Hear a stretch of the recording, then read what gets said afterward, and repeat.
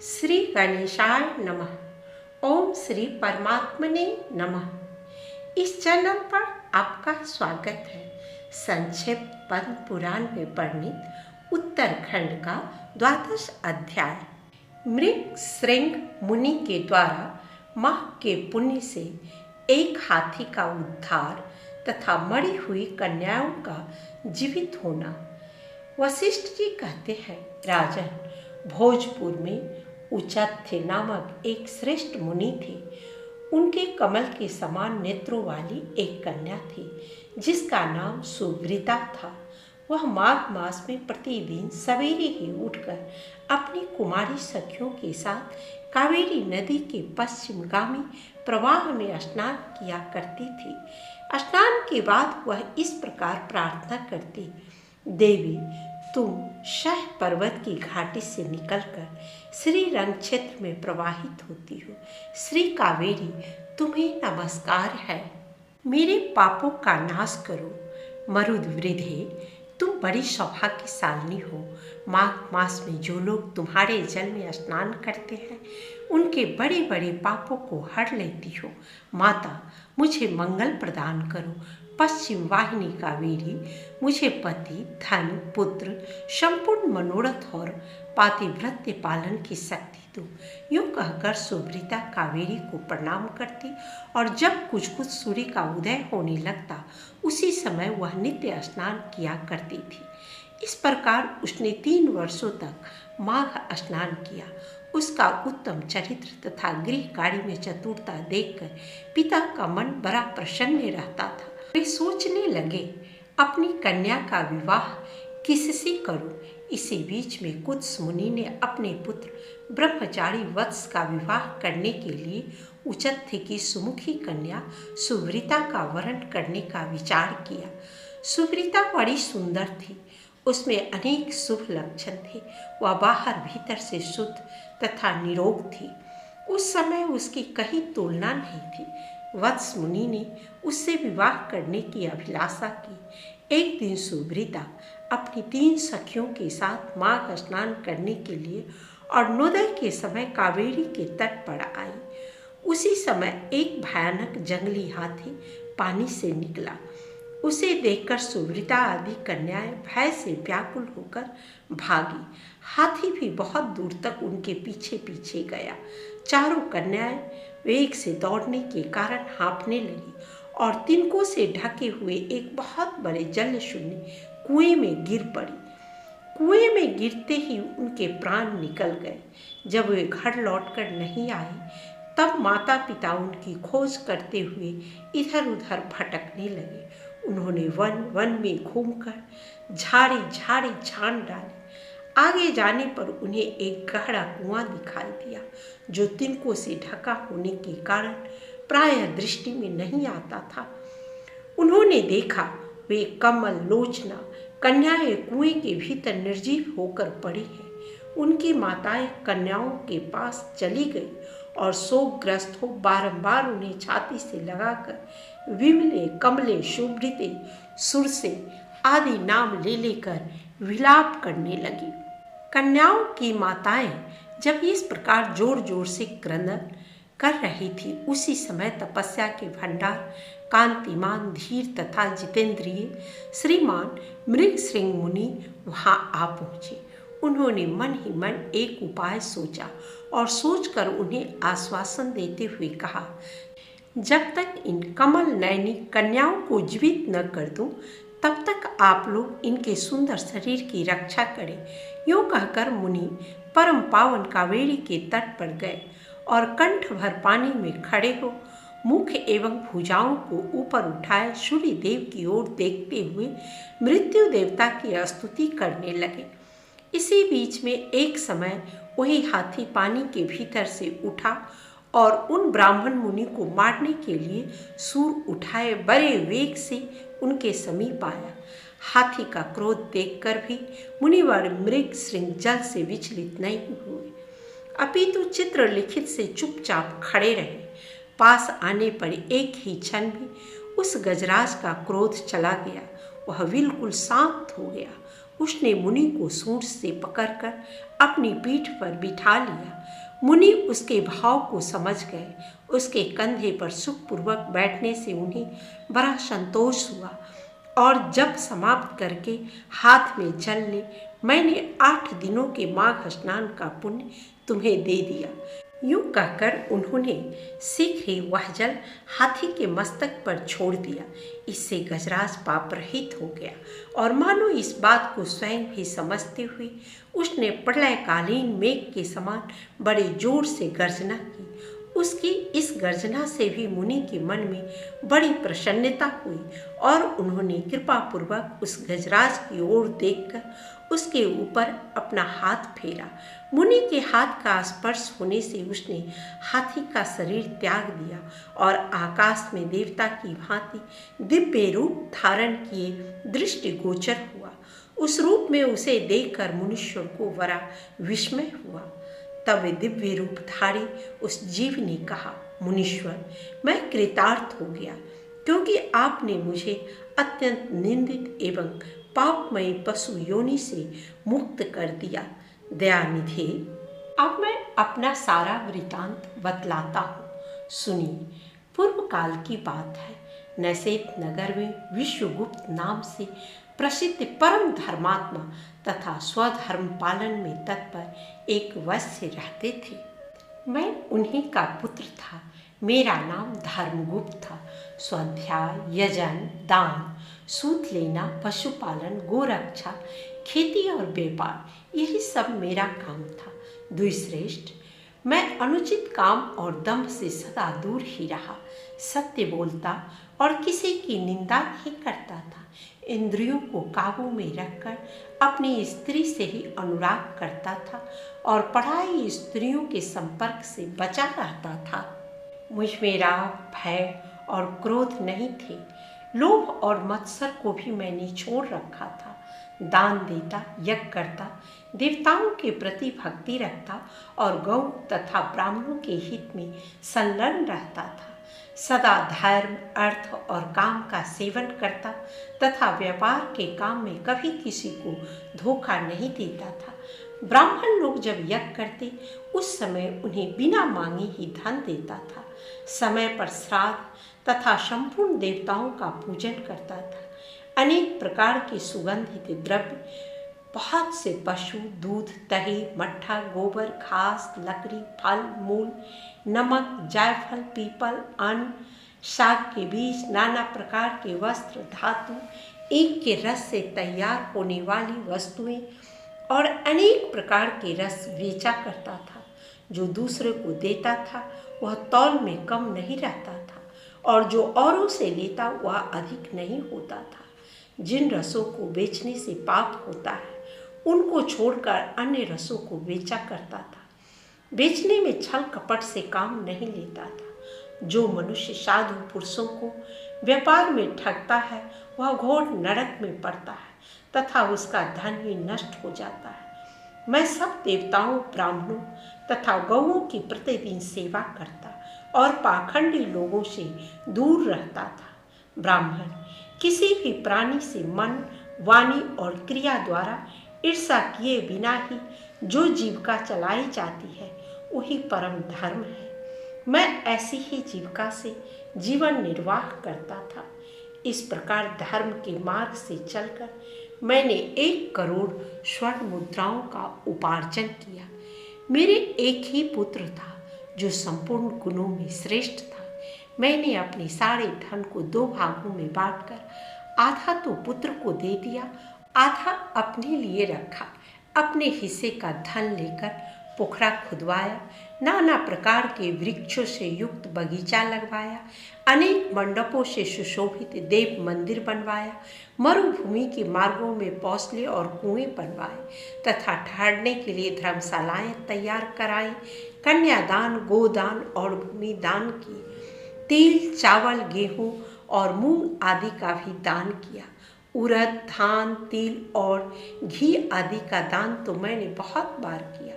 तदनंतर रस के चमत्कारों का वर्णन करने वाला कोई कापालिक मेरे पास आया और कौतूहल पैदा करने के लिए कुछ करामात दिखाकर उसने मुझे अपने माया जाल में फंसाकर ठग लिया।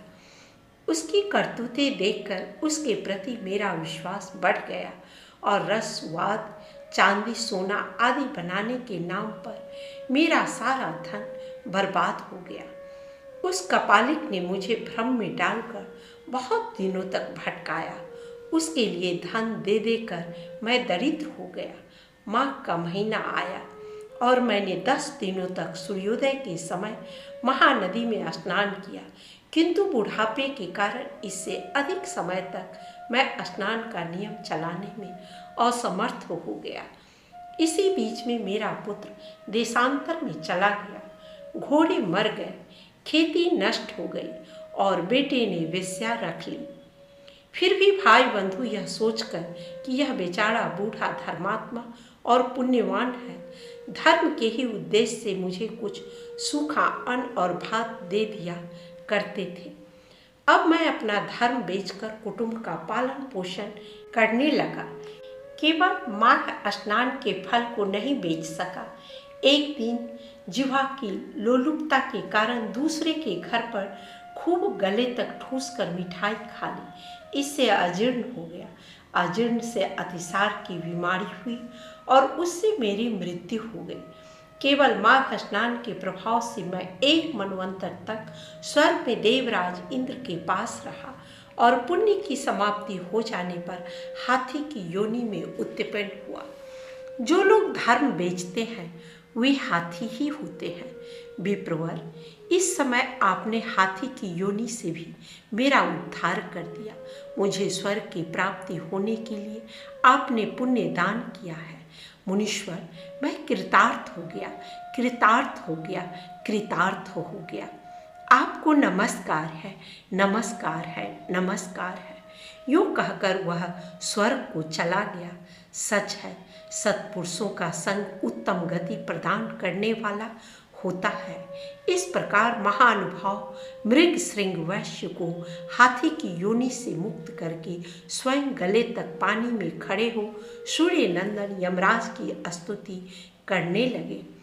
ओम यम धर्मराज मृत्यु अंतक वैवस्वत काल सर्वभूतक्ष औदुंबर दध्न नील परमेष्ठी वृकोदर चित्र और चित्रगुप्त, इन 14 नामों से पुकारे जाने वाले भगवान यमराज को नमस्कार है, जिनका मुख दाढ़ों के कारण विकराल प्रतीत होता है और टेढ़ी भौं से युक्त आंखें क्रूरतापूर्ण जान पड़ती है, जिनके शरीर में ऊपर की ओर उठे हुए बड़े बड़े रोम हैं तथा ओठ भी बहुत लंबे दिखाई देते हैं।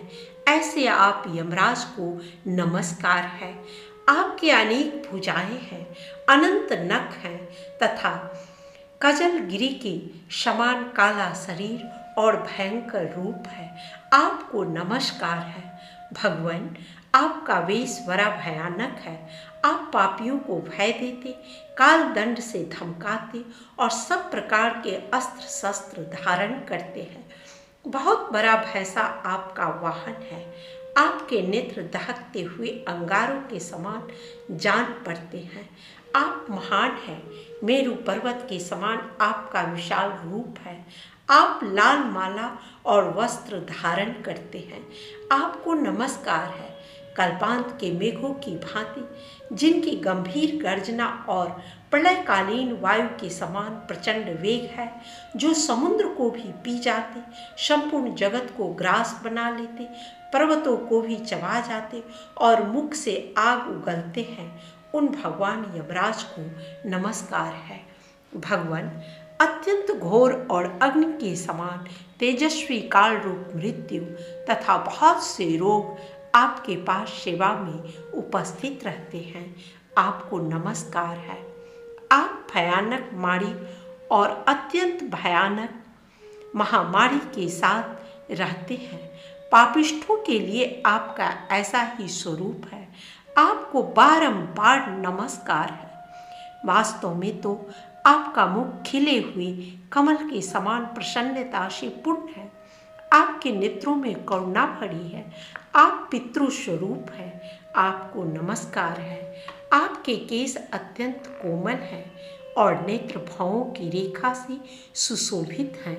मुख के ऊपर मूछें बड़ी सुंदर जान पड़ती हैं। पके हुए बिंब फल के समान लाल ओठ आपकी शोभा बढ़ाते हैं।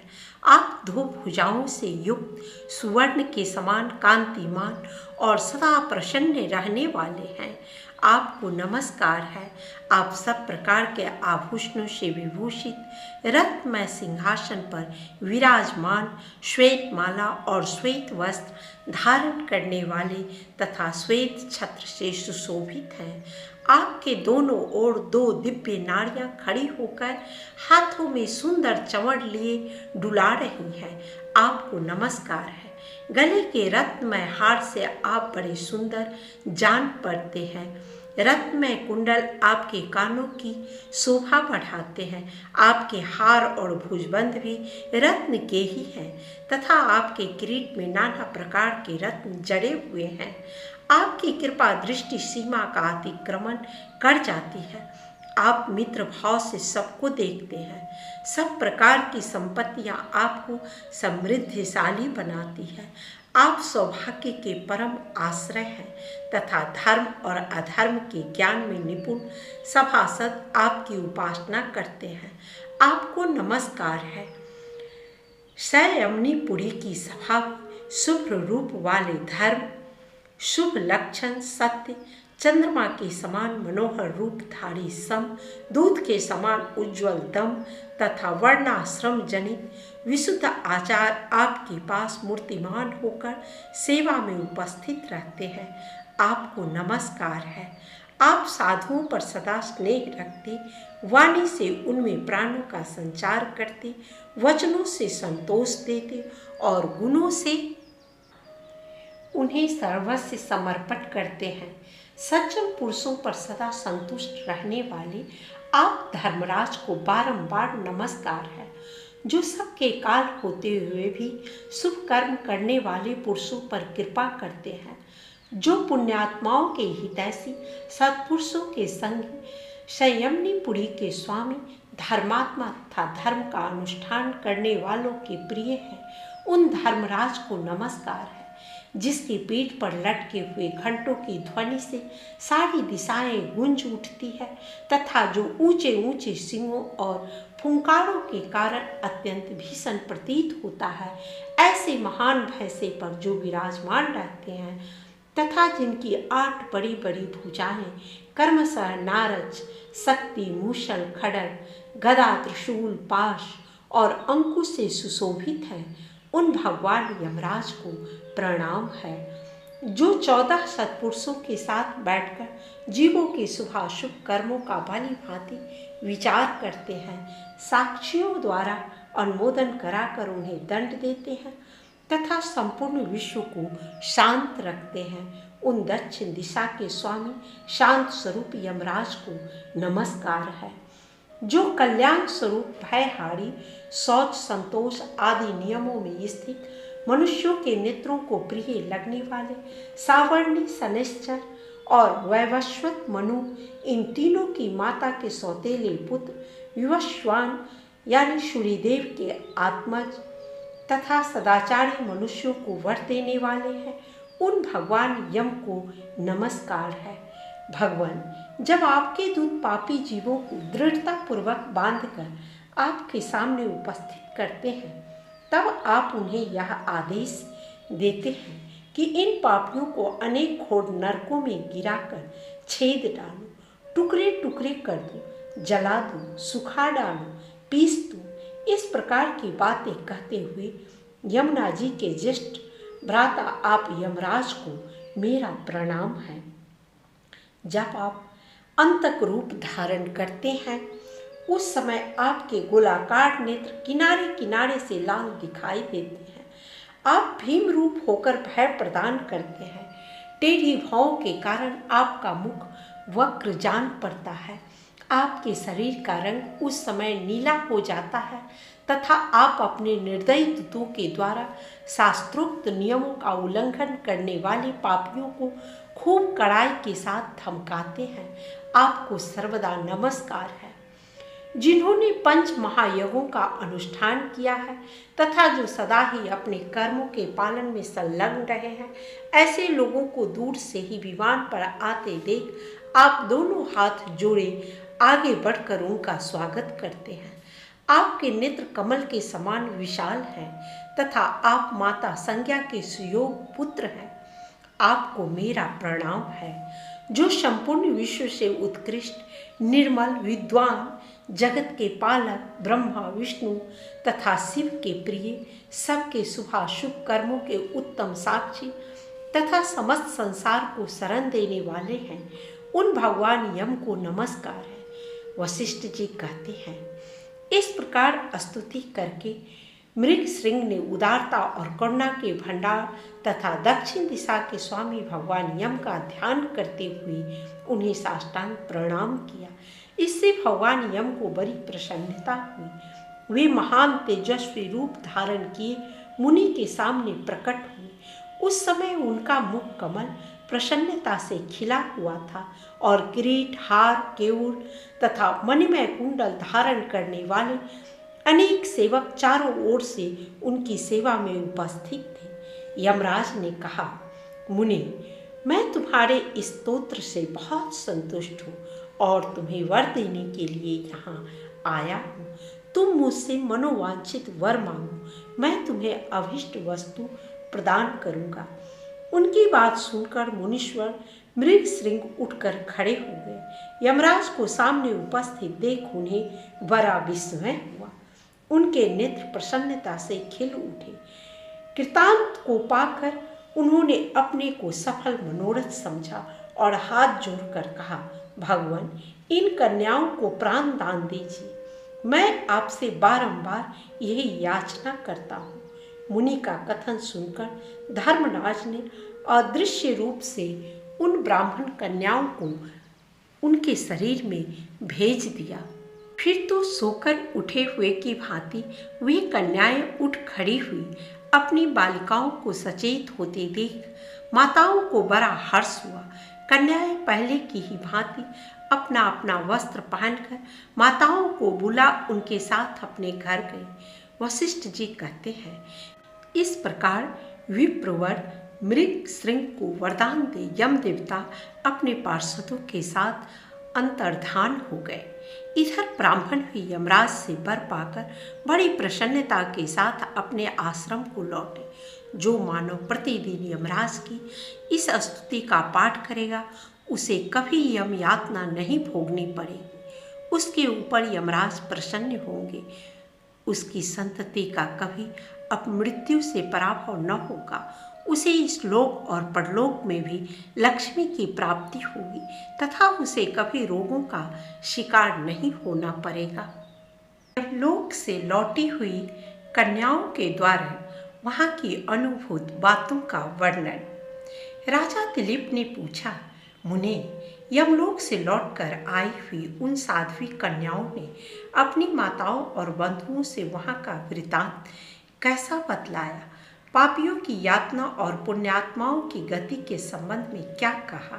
मैं पुण्य और पाप के शुभ और अशुभ फलों को विस्तार के साथ सुनना चाहता हूँ। वशिष्ठ जी बोले, राजन, कन्याओं ने अपनी माताओं और बंधुओं से पुण्य पाप के शुभाशुभ फलों के विषय में जो कुछ कहा था, वह ज्यों का त्यों तुम्हें बतलाता हूँ। कन्याओं ने कहा, माताओं, यमलोक बड़ा ही घोर और भय उत्पन्न करने वाला है। वहाँ सर्वदा चारों प्रकार के जीवों को विवश होकर जाना पड़ता है। गर्भ में रहने वाले अथवा जन्म लेने वाले शिशु, बालक, तरुण, अधेड़, बूढ़े, स्त्री, पुरुष और नपुंसक, सभी तरह के जीवों को वहाँ जाना होता है। वहाँ चित्रगुप्त आदि समदर्शी एवं मध्यस्थ सत्पुरुष मिलकर देहधारियों के शुभ और अशुभ फल का विचार करते हैं। इस लोक में जो शुभ कर्म करने वाले कोमल हृदय तथा दयालु पुरुष है, वे 100 में मार्ग से यमलोक में जाते हैं। नाना प्रकार के दान और व्रतों में संलग्न रहने वाले स्त्री पुरुषों से सूर्य नंदन यम की नगरी भरी है। माघ स्नान करने वाले लोग वहाँ विशेष रूप से सुशोभित होते हैं। धर्मराज उनका अधिक सम्मान करते हैं। वहाँ उनके लिए सब प्रकार की भोग सामग्री सुलभ होती है। माघ स्नान में मन लगाने वाले लोगों के सैकड़ों हजारों विचित्र विचित्र विमान वहाँ शोभा पाते हैं। इन पुण्यात्माओं जीवों को विमान पर बैठकर आते देख सूर्य नंदन यम अपने आसन से उठकर खड़े हो जाते हैं और अपने पार्षदों के साथ जाकर उन सब की आगवानी करते हैं। फिर स्वागत पूर्वक आसन दे पाद अर्घ आदि निवेदन कर प्रिय वचनों से कहते हैं, आप लोग अपने आत्मा का कल्याण करने वाले महात्मा हैं, अतीव धन्य हैं, क्योंकि आपने दिव्य सुख की प्राप्ति के लिए पुण्य का उपार्जन किया है। अतः आप इस विमान पर बैठकर स्वर्ग को जाइए। स्वर्गलोक की कहीं तुलना नहीं है, वह सब प्रकार के दिव्य भोगों से परिपूर्ण है। इस प्रकार उनकी अनुमति ले पुण्यात्मा पुरुष स्वर्गलोक में चले जाते हैं। माताओं तथा बंधुजन, अब हम वहाँ के पापी जीवों के कष्ट का वर्णन करती हैं। आप सब लोग धैर्य धारण करके सुने। जो क्रूरतापूर्ण कर्म करने वाले और दान न देने वाले पापी जीव हैं, वे वहाँ यमराज के घर में अत्यंत भयंकर दक्षिण मार्ग से जाते हैं। यमराज का नगर अनेक रूपों में स्थित है। उसका विस्तार चारों ओर से 86,000 योजन समझना चाहिए। पुण्य कर्म करने वाले पुरुषों को वह बहुत निकट सा जान पड़ता है, किंतु भयंकर मार्ग से जाने वाले पापी जीवों के लिए वह अत्यंत दूर है। वह मार्ग कहीं तो तीखे कांटों से भरा होता है और कहीं रेत एवं कंकरों से, कहीं पत्थरों के ऐसे टुकड़े बिछे होते हैं जिनका किनारा छुरों की धार के समान तीखा होता है।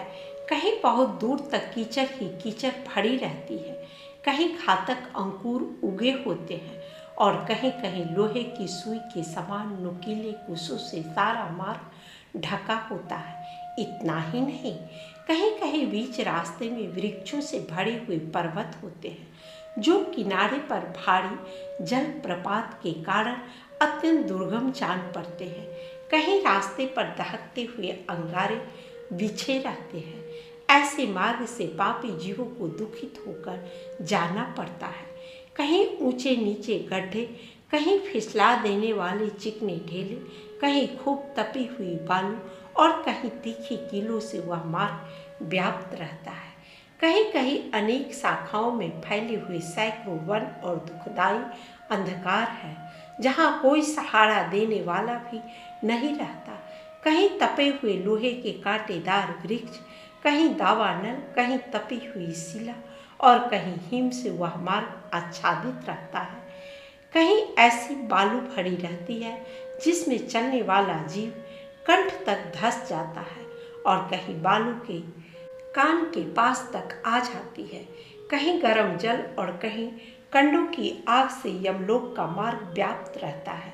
कहीं धूल मिली हुई प्रचंड वायु का वमंडल उठता है और कहीं बड़े बड़े पत्थरों की वर्षा होती है। उन सब की पीड़ा सहते हुए पापी जीव यमलोक में जाते हैं। रेत की भारी वृष्टि से सारा अंग भर जाने के कारण पापी जीव रोते हैं। महान मेघों की भयंकर गर्जना से वे बारंबार थर्रा उठते हैं। कहीं तीखे अस्त्र शस्त्रों की वर्षा होती है जिससे उनके सारे शरीर में घाव हो जाते हैं। तत्पश्चात उनके ऊपर नमक मिले हुए पानी की मोटी धाराएं बरसाई जाती है। इस प्रकार कष्ट सहन करते हुए उन्हें जाना पड़ता है। कहीं अत्यंत ठंडी, कहीं रूखी और कहीं कठोर वायु का सब ओर से आघात सहते हुए पापी जीव सूखते और रोते हैं। इस प्रकार वह मार्ग बड़ा ही भयंकर है। वहाँ राह खर्च नहीं मिलता, कोई सहारा देने वाला नहीं रहता। वह सब ओर से दुर्गम और निर्जन है। वहाँ और कोई मार्ग आकर नहीं मिला है। वह बहुत बड़ा और आश्रय रहित है। वहाँ अंधकार ही अंधकार, भरा रहता है। वह महान कष्टप्रद और सब प्रकार के दुखों का आश्रय है। ऐसे ही मार्ग से यम की आज्ञा का पालन करने वाले अत्यंत भयंकर यमदूतों द्वारा समस्त पाप परायण मूढ़ जीव बलपूर्वक लाए जाते हैं। वे एकाकी, पराधीन तथा मित्र और बांधुओं से रहित होते हैं। अपने कर्मों के लिए बारंबार शोक करते और रोते हैं। उनका आकार प्रेत जैसा होता है। उनके शरीर पर वस्त्र नहीं रहता। कंठ, ओठ और तालु सूखे होते हैं। वे शरीर से दुर्बल और भयभीत होते हैं तथा क्षुधा की आग से जलते रहते हैं। बलोन्मत्त यमदूत किन्हीं किन्हीं पापी मनुष्यों को चित सुलाकर उनके पैरों में सांकल बांध देते हैं और उन्हें घसीटते हुए खींचते हैं।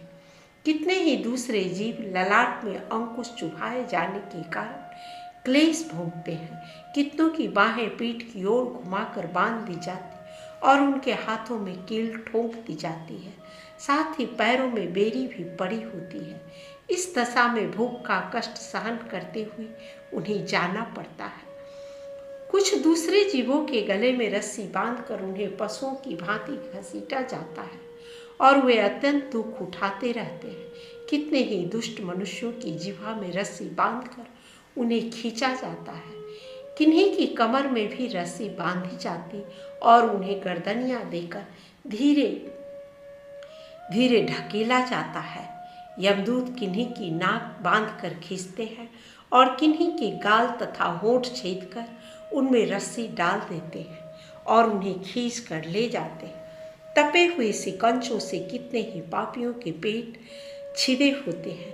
कुछ लोगों के कानों और ठोड़ियों में छेद करके उनमें रस्सी डालकर खींचा जाता है। किन्हीं के पैरों और हाथों के अग्रभाग काट लिए जाते हैं। किन्हीं के कंठ, ओठ और तालुओं में छेद कर दिया जाता है। किन्हीं किन्हीं के अंडकोश कट जाते हैं और कुछ लोगों के समस्त अंगों की संधियां काट दी जाती है। किन्हीं को भालों से छेदा जाता है, कुछ बाणों से घायल किए जाते हैं और कुछ लोगों को मुदगरों तथा लोहे के डंडों से बारंबार पीटा जाता है और वे निराश्रय होकर चीखते चिल्लाते हुए इधर उधर भागा करते हैं।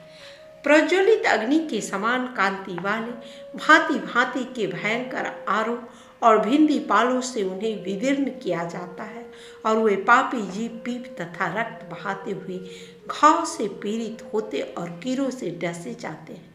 इस प्रकार उन्हें विवश करके यमलोक में ले जाया जाता है। वे भूख प्यास से पीड़ित होकर अन्न और जल मांगते हैं, धूप से बचने को छाया के लिए प्रार्थना करते हैं और शीत से व्यथित होकर तापने के लिए अग्नि मांगते हैं। जिन्होंने उक्त वस्तुओं का दान नहीं किया होता वे उस पाथ्य रहित पथ पर इसी प्रकार कष्ट सहते हुए यात्रा करते हैं। इस प्रकार अत्यंत दुखमय मार्ग से चलकर जब वे प्रेत लोक में पहुंचते हैं तब दूत उन्हें यमराज के आगे उपस्थित करते हैं। उस समय वे पापी जीव यमराज को भयानक रूप में देखते हैं। वहाँ असंख्यों में भयानक यमदूत जो काजल के समान काले, महान, वीर और अत्यंत क्रूर होते हैं, हाथों में सब प्रकार के अस्त्र शस्त्र लिए मौजूद रहते हैं। ऐसे ही परिवार के साथ बैठे हुए यमराज तथा चित्रगुप्त को पापी जीव अत्यंत भयंकर रूप में देखते हैं। उस समय भगवान यमराज और चित्रगुप्त उन पापियों को धर्मयुक्त वाक्यों से समझाते हुए बड़े जोर जोर से फटकारते हैं। वे कहते हैं, ओ खोटे कर्म करने वाले पापियों, तुमने दूसरों के धन हड़प लिए हैं और सुंदर रूप के घमंड में आकर पराई स्त्रियों के साथ व्यभिचार किया है। मनुष्य अपने आप जो कुछ कर्म करता है उसे स्वयं ही भोगता है। फिर तुमने अपने ही भोगने के लिए पाप कर्म क्यों किया और अब अपने कर्मों की आग में जलकर इस समय तुम लोग संतप्त क्यों हो रहे हो? भोगो अपने उन कर्मों को, इसमें दूसरे किसी का दोष नहीं है। ये राजा लोग भी अपने भयंकर कर्मों से प्रेरित हो मेरे पास आए हैं। इन्हें अपनी खोटी बुद्धि और बल का बड़ा घमंड था। अरे ओ दुराचारी राजाओं, तुम लोग प्रजा का सर्वनाश करने वाले हो। अरे थोड़े समय तक रहने वाले राज्य के लिए तुमने पाप क्यों किया? राज्य के लोभ में पड़कर मोहवश बलपूर्वक अन्याय से जो तुमने प्रजाजनों को दंड दिया है, इस समय उसका फल भोगो। कहाँ है वह राज्य और कहाँ गई वह रानी जिसके लिए तुमने पाप कर्म किया था? अब तो सबको छोड़कर तुम अकेले ही यहाँ खड़े हो। यहाँ वह बल नहीं दिखाई देता जिससे तुमने प्रजाओं का विध्वंस किया। इस समय यमदूतों की मार पड़ने पर कैसा लग रहा है?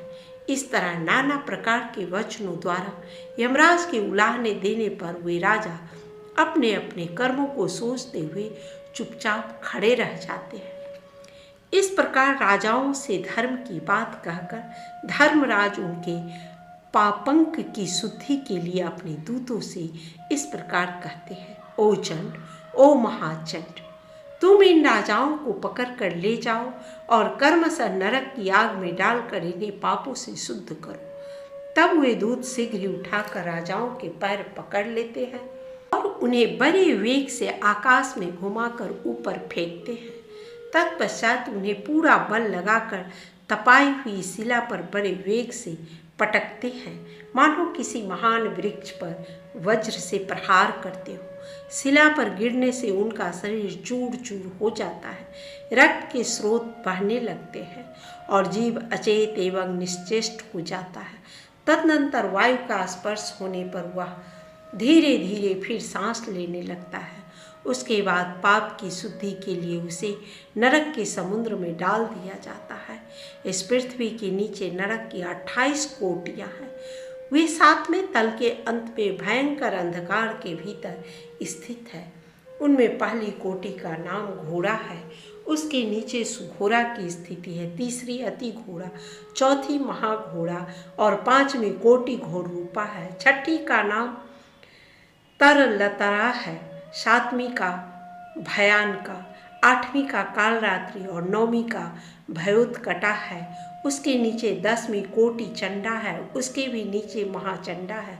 12वीं का नाम चंड कोलाहला है, उसके बाद प्रचंडा, नरनायिका, कड़ाला, विकराला और वज्रा है। वज्रा की 20वीं शाखाएं हैं। इनके सिवा त्रिकोणा, पंचकोणा, सुदीर्घा, परिवर्तुला, सप्तभौमा, अष्टभौमा, दीप्ता और माया, ये 8 और हैं। इस प्रकार नरक की कुल 28 कोटियाँ बताई गई हैं। उपर्युक्त कोटियों में से प्रत्येक के 5-5 नायक हैं। उनके नाम सुनो। उनमें पहला रौरव है, जहाँ देहधारी जीव रोते हैं। दूसरा महारौरव है, जिसकी पीड़ाओं से बड़े बड़े जीव भी रो देते हैं। तीसरा तम, चौथा शीत और 5वां उष्ण है। ये प्रथम कोटि के 5 नायक माने गए हैं।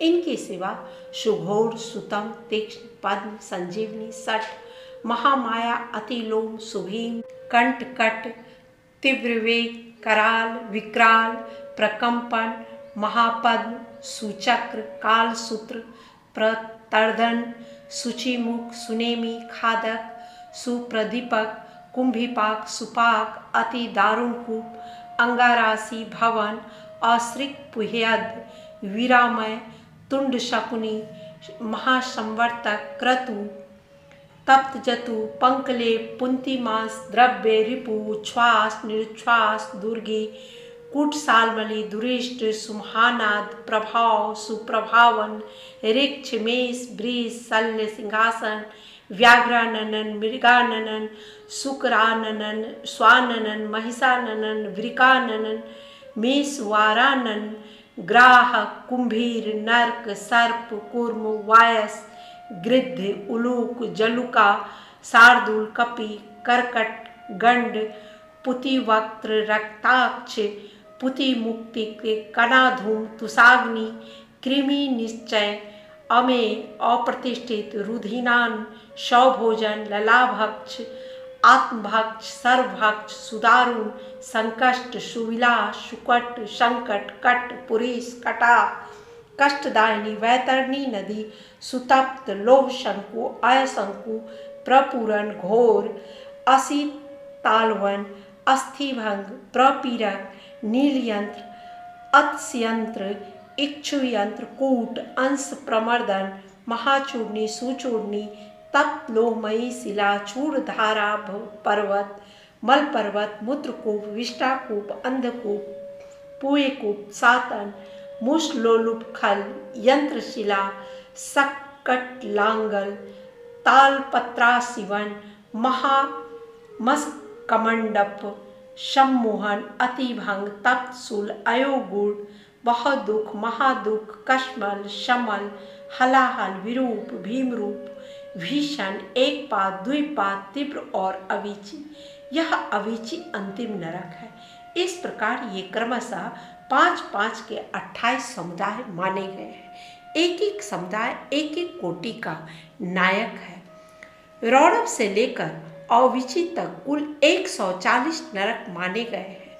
इन सब में पापी मनुष्य अपने अपने कर्मों के अनुसार डाले जाते हैं और जब तक भांति भांति की यातनाओं द्वारा उनके कर्मों का भोग समाप्त नहीं हो जाता तब तक वे उसी में पड़े रहते हैं। जैसे सुवर्ण आदि धातु जब तक उनकी मैल न जल जाए तब तक आग में तपाए जाते हैं, उसी प्रकार पापी पुरुष पाप क्षय होने तक नरकों की आग में शुद्ध किए जाते हैं। इस प्रकार क्लेश सहकर जब ये प्रायः शुद्ध हो जाते हैं तब शेष कर्मों के अनुसार पुनः इस पृथ्वी पर आकर जन्म ग्रहण करते हैं। तृण और झाड़ी आदि के भेद से नाना प्रकार के अस्थावर होकर वहाँ के दुख भोगने के पश्चात पापी जीव कीड़ों की योनि में जन्म लेते हैं। फिर कीट योनि से निकलकर कर्मशः पक्षी होते हैं। पक्षी रूप से कष्ट भोगकर मृग योनि में उत्पन्न होते हैं। वहाँ के दुख भोगकर अन्य पशु योनि में जन्म लेते हैं। फिर कर्मशः गो योनि में आकर मरने के पश्चात मनुष्य होते हैं। माताओं, हमने यमलोक में इतना ही देखा है। वहाँ पापी को बड़ी भयानक यातनाएं होती है। वहाँ ऐसे ऐसे नरक हैं जो न कभी देखे गए थे और न कभी सुने ही गए थे। वह सब हम लोग न तो जान सकते हैं और न देख ही सकती हैं। माताएं बोली, बस बस इतना ही बहुत हुआ, अब रहने दो। इस नरक यातनाओं को सुनकर हमारे सारे अंग शिथिल हो गए हैं, हृदय में भय छा गया है। बारंबार उनकी याद आ जाने से हमारा मन सुध-बुध खो बैठता है। आंतरिक भय के उद्रेक से हम लोगों के शरीर में रोमांच हो आया है। कन्याओं ने कहा, माताओं, इस परम पवित्र भारतवर्ष में जो हमें जन्म मिला है यह अत्यंत दुर्लभ है। इसमें भी हजार हजार जन्म लेने के बाद पुण्य राशि के संचय से कदाचित कभी जीव मनुष्य योनि में जन्म पाता है, परंतु जो माघ स्नान में तत्पर रहने वाले हैं उनके लिए कुछ भी दुर्लभ नहीं है। उन्हें यहाँ ही परम मोक्ष मिल जाता है और पर्याप्त भोग सामग्री भी सुलभ होती है। भारतवर्ष को कर्म भूमि कहा गया है। अन्य जितनी भूमियाँ हैं वे भोग भूमि मानी जाती है। यहाँ यति तपस्या और याजक यज्ञ करते हैं तथा यही पारलौकिक सुख के लिए श्रद्धापूर्वक दान दिए जाते हैं। कितने ही धन्य पुरुष यही माघ स्नान करते तथा तपस्या करके अपने कर्मों के अनुसार ब्रह्म, इंद्र, देवता, मरुदगणों का पद प्राप्त करते हैं। यह भारतवर्ष सभी देशों से श्रेष्ठ माना गया है क्योंकि यही मनुष्य धर्म और स्वर्ग और मोक्ष की सिद्धि कर सकते हैं। इस पवित्र भारत देश में क्षणभंगुर मानव जीवन को पाकर जो अपने आत्मा का कल्याण नहीं करता उसने अपने आप को ठग लिया। मनुष्यों में भी अत्यंत दुर्लभ ब्राह्मणत्व को पाकर जो अपना कल्याण नहीं करता उससे बढ़कर मूर्ख कौन होगा। कितने ही काल के बाद जीव अत्यंत दुर्लभ मानव जीवन प्राप्त करता है। इसे पाकर ऐसा करना चाहिए जिससे कभी नरक में न जाना पड़े। देवता लोग भी यह अभिलाषा करते हैं कि हम लोग कब भारतवर्ष में जन्म लेकर माघ मास में प्रातःकाल किसी नदी या सरोवर के जल में गोते लगाएंगे। देवता यह गीत गाते हैं कि जो लोग देवत्व के पश्चात स्वर्ग और मोक्ष की प्राप्ति के मार्गभूत भारतवर्ष के भूभाग में मनुष्य जन्म धारण करते हैं वे धन्य हैं। हम नहीं जानते कि स्वर्ग की प्राप्ति कराने वाले अपने पुण्य कर्म के चिन्ह होने पर किस देश में हमें पुनः देह धारण करना पड़ेगा। जो भारतवर्ष में जन्म लेकर सब इंद्रियों से युक्त है, किसी भी इंद्रिय से हीन नहीं है, वे ही मनुष्य धन्य है। अतः माताओं, तुम भय मत करो, आदर पूर्वक धर्म का अनुष्ठान करो। जिनके पास दान रूपी राह खर्च होता है वे यमलोक के मार्ग पर सुख से जाते हैं, अन्यथा उस पाथ्य रहित पथ पर जीव को क्लेश भोगना पड़ता है। ऐसा जानकर मनुष्य पुण्य करे और पाप छोड़ दे। पुण्य से देवत्व की प्राप्ति होती है और अधर्म से नरक में गिरना पड़ता है। जो किंचित भी देवेश्वर भगवान श्री हरि की शरण में गए हैं वे भयंकर यमलोक का दर्शन नहीं करते। बांधवों, यदि तुम लोग संसार बंधन से छुटकारा पाना चाहते हो तो सच्चिदानंद स्वरूप परम देव श्री नारायण की आराधना करो। यह चराचर जगत आप लोगों की भावना संकल्प से ही निर्मित है। इसे बिजली की तरह चंचल क्षणभंगुर समझकर श्री जनार्दन का पूजन करो। अहंकार विद्युत की रेखा के समान व्यर्थ है, इसे कभी पास न आने दो। शरीर मृत्यु से जुड़ा हुआ है, जीवन भी चंचल है। धन राजा आदि से प्राप्त होने वाली बाधाओं से परिपूर्ण है तथा संपत्तियां क्षणभंगुर है। माताओं, क्या तुम नहीं जानती, आधी आयु तो नींद में चली जाती है, कुछ आयु भोजन आदि में समाप्त हो जाती है, कुछ बालकपन में, कुछ बुढ़ापे में और कुछ विषय भोगों के सेवन में ही बीत जाती है। फिर कितनी आयु लेकर तुम धर्म करोगी। बचपन और बुढ़ापे में तो भगवान के पूजन का अवसर नहीं प्राप्त होता।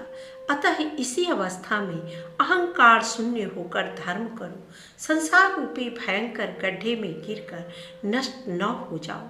यह शरीर मृत्यु का घर है तथा आपत्तियों का सर्वश्रेष्ठ स्थान है। इतना ही नहीं, यह रोगों का भी निवास स्थान है और मल आदि से भी अत्यंत दूषित रहता है। माताओं, फिर किस लिए इसे स्थिर समझकर तुम पाप करती हो। यह संसार निसार है और नाना प्रकार के दुखों से भरा है। इस पर विश्वास नहीं करना चाहिए, क्योंकि एक दिन तुम्हारा निश्चय ही नाश होने वाला है। बांधवों, तुम सब लोग सुनो, हम बिल्कुल सच्ची बात बता रहे हैं। शरीर का नाश बिल्कुल निकट है, अतः श्री जनार्दन का पूजन अवश्य करना चाहिए। सदा ही श्री विष्णु की आराधना करते रहो। यह मानव जीवन अत्यंत दुर्लभ है। बंधुओं, स्थावर आदि योनियों में अरबों खरबों बार भटकने के बाद किसी तरह मनुष्य का शरीर प्राप्त होता है। मनुष्य होने पर भी देवताओं के पूजन और दान में मन लगाना तो और भी कठिन है। माताओं, योग बुद्धि सबसे दुर्लभ है। जो दुर्लभ मनुष्य शरीर को पाकर सदा ही श्री हरि का पूजन नहीं करता, वह आप ही अपना विनाश करता है। उससे बढ़कर मूर्ख कौन होगा। तुम लोग दंभ का आचरण छोड़कर चक्र सुदर्शनधारी भगवान विष्णु की पूजा करो। हम लोग बारंबार भुजाएं उठाकर तुम्हारे हित की बात कहती हैं। सर्वथा भक्ति पूर्वक भगवान विष्णु का पूजन करना चाहिए और मनुष्यों के साथ ईर्षा का भाव छोड़ देना चाहिए। सबके धारण करने वाले जगदीश्वर भगवान अच्युत की आराधना किए बिना संसार सागर में डूबे हुए तुम सब लोग कैसे पार जाओगे। माताओं, अधिक कहने की क्या आवश्यकता। हमारी यह बात सुनो। जो प्रतिदिन तन्मय होकर भगवान गोविंद के गुणों का गान तथा नामों का संकीर्तन सुनते हैं, उन्हें वेदों से, तपस्या से, शास्त्रोक्त दक्षिणा वाले यज्ञों से, पुत्र और स्त्रियों से, संसार की कृत्यों से तथा घर खेत और बंधु बांधवों से क्या लेना है। इसलिए तुम लोग भय छोड़कर श्री केशव की आराधना करो, सालग्राम शिला का निर्मल एवं शुद्ध चरणामृत पियो तथा भगवान विष्णु के दिन एकादशी को उपवास किया करो। जब सूर्य मकर राशि पर स्थित हो उस समय प्रतिदिन प्रातः काल स्नान करो, साथ ही पति की सेवा में लगी रहो। नरक का भय तो तुम्हें दूर से ही छोड़ देना चाहिए, क्योंकि सब पापों का नाश करने वाली परम पवित्र एकादशी तिथि प्रत्येक पक्ष में आती है। फिर तुम्हें नरक से भय क्यों हो रहा है? घर से बाहर के जल में स्नान करने से पुण्य प्रदान करने वाला माघ मास भी प्रतिवर्ष आया करता है, फिर तुम्हें नरक से भय क्यों होता है? वशिष्ठ जी कहते हैं, राजन, वे कन्याएं अपनी माताओं से इस प्रकार कहकर पुनः माघ स्नान, उपवास आदि व्रत, धर्म तथा दान करने लगी। महात्मा पुष्कर के द्वारा नरक में पड़े हुए जीवों का उद्धार। वशिष्ठ जी कहते हैं, राजन, माघ स्नान और उपवास आदि महान पुण्य करने वाले मनुष्य इसी प्रकार दिव्य लोकों में जाते आते रहते हैं। पुण्य ही सर्वत्र आने जाने में कारण है। पूर्व काल में विप्रवर पुष्कर भी यमलोक में गए थे और वहाँ बहुत से नारकीय जीवों को नरक से निकालकर फिर यहीं आ पूर्वत अपने घर में रहने लगे। त्रेता युग में जब भगवान श्री रामचंद्र जी राज्य करते थे, तभी एक समय किसी ब्राह्मण का पुत्र मरकर यमलोक में गया और पुनः वह जी उठा। क्या यह बात तुमने नहीं सुनी है? देवकी नंदन श्री कृष्ण ने अपने गुरु सांदीपनी के पुत्र को, जिसे बहुत दिन पहले ही ग्राह ने अपना ग्रास बना लिया था, पुनः यमलोक से ले आकर गुरु को अर्पण किया था। इसी प्रकार और भी कई मनुष्य यमलोक से लौट आए हैं। इस विषय में संदेह नहीं करना चाहिए। अच्छा बताओ, अब और क्या सुनना चाहते हो? दिलीप ने पूछा। मुने, पुष्कर नामक श्रेष्ठ ब्राह्मण कहाँ के रहने वाले थे? वे कैसे यमलोक में आए और किस प्रकार उन्होंने नरक से पापियों का उद्धार किया? वशिष्ठ जी बोले, राजन, मैं महात्मा पुष्कर के चरित्र का वर्णन करता हूँ। वह सब पापों का नाश करने वाला है। तुम सावधान होकर सुनो। बुद्धिमान पुष्कर नंदी ग्राम के निवासी थे।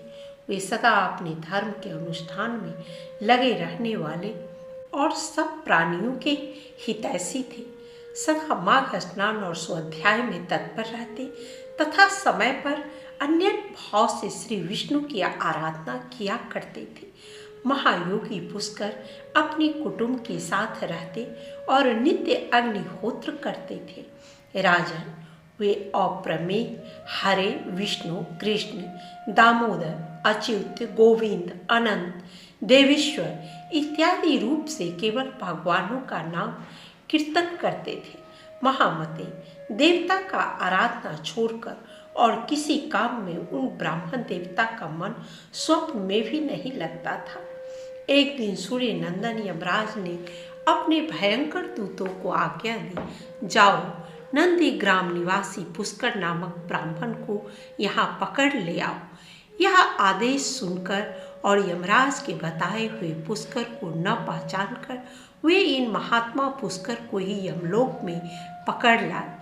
ब्राह्मण पुष्कर को आते देख यमराज मन ही मन भयभीत हो गए और आसन से उठकर खड़े हो गए। फिर मुनि को आसन पर बिठाकर उन्होंने दूतों को फटकारा, तुम लोगों ने यह क्या किया?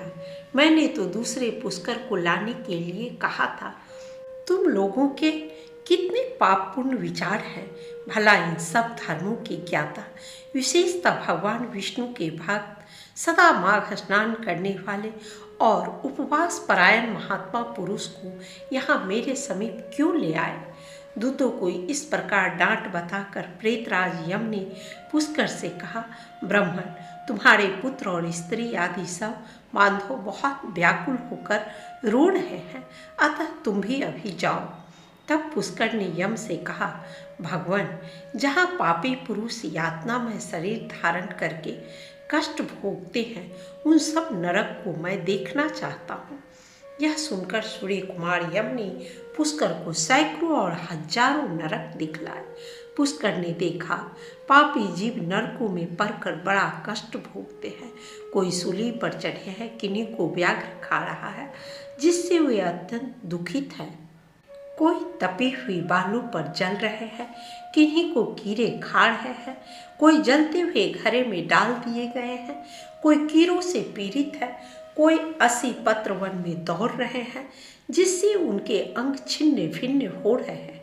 किन्हीं को आरों से चीरा जा रहा है, कोई कुल्हाड़ों से काटे जाते हैं।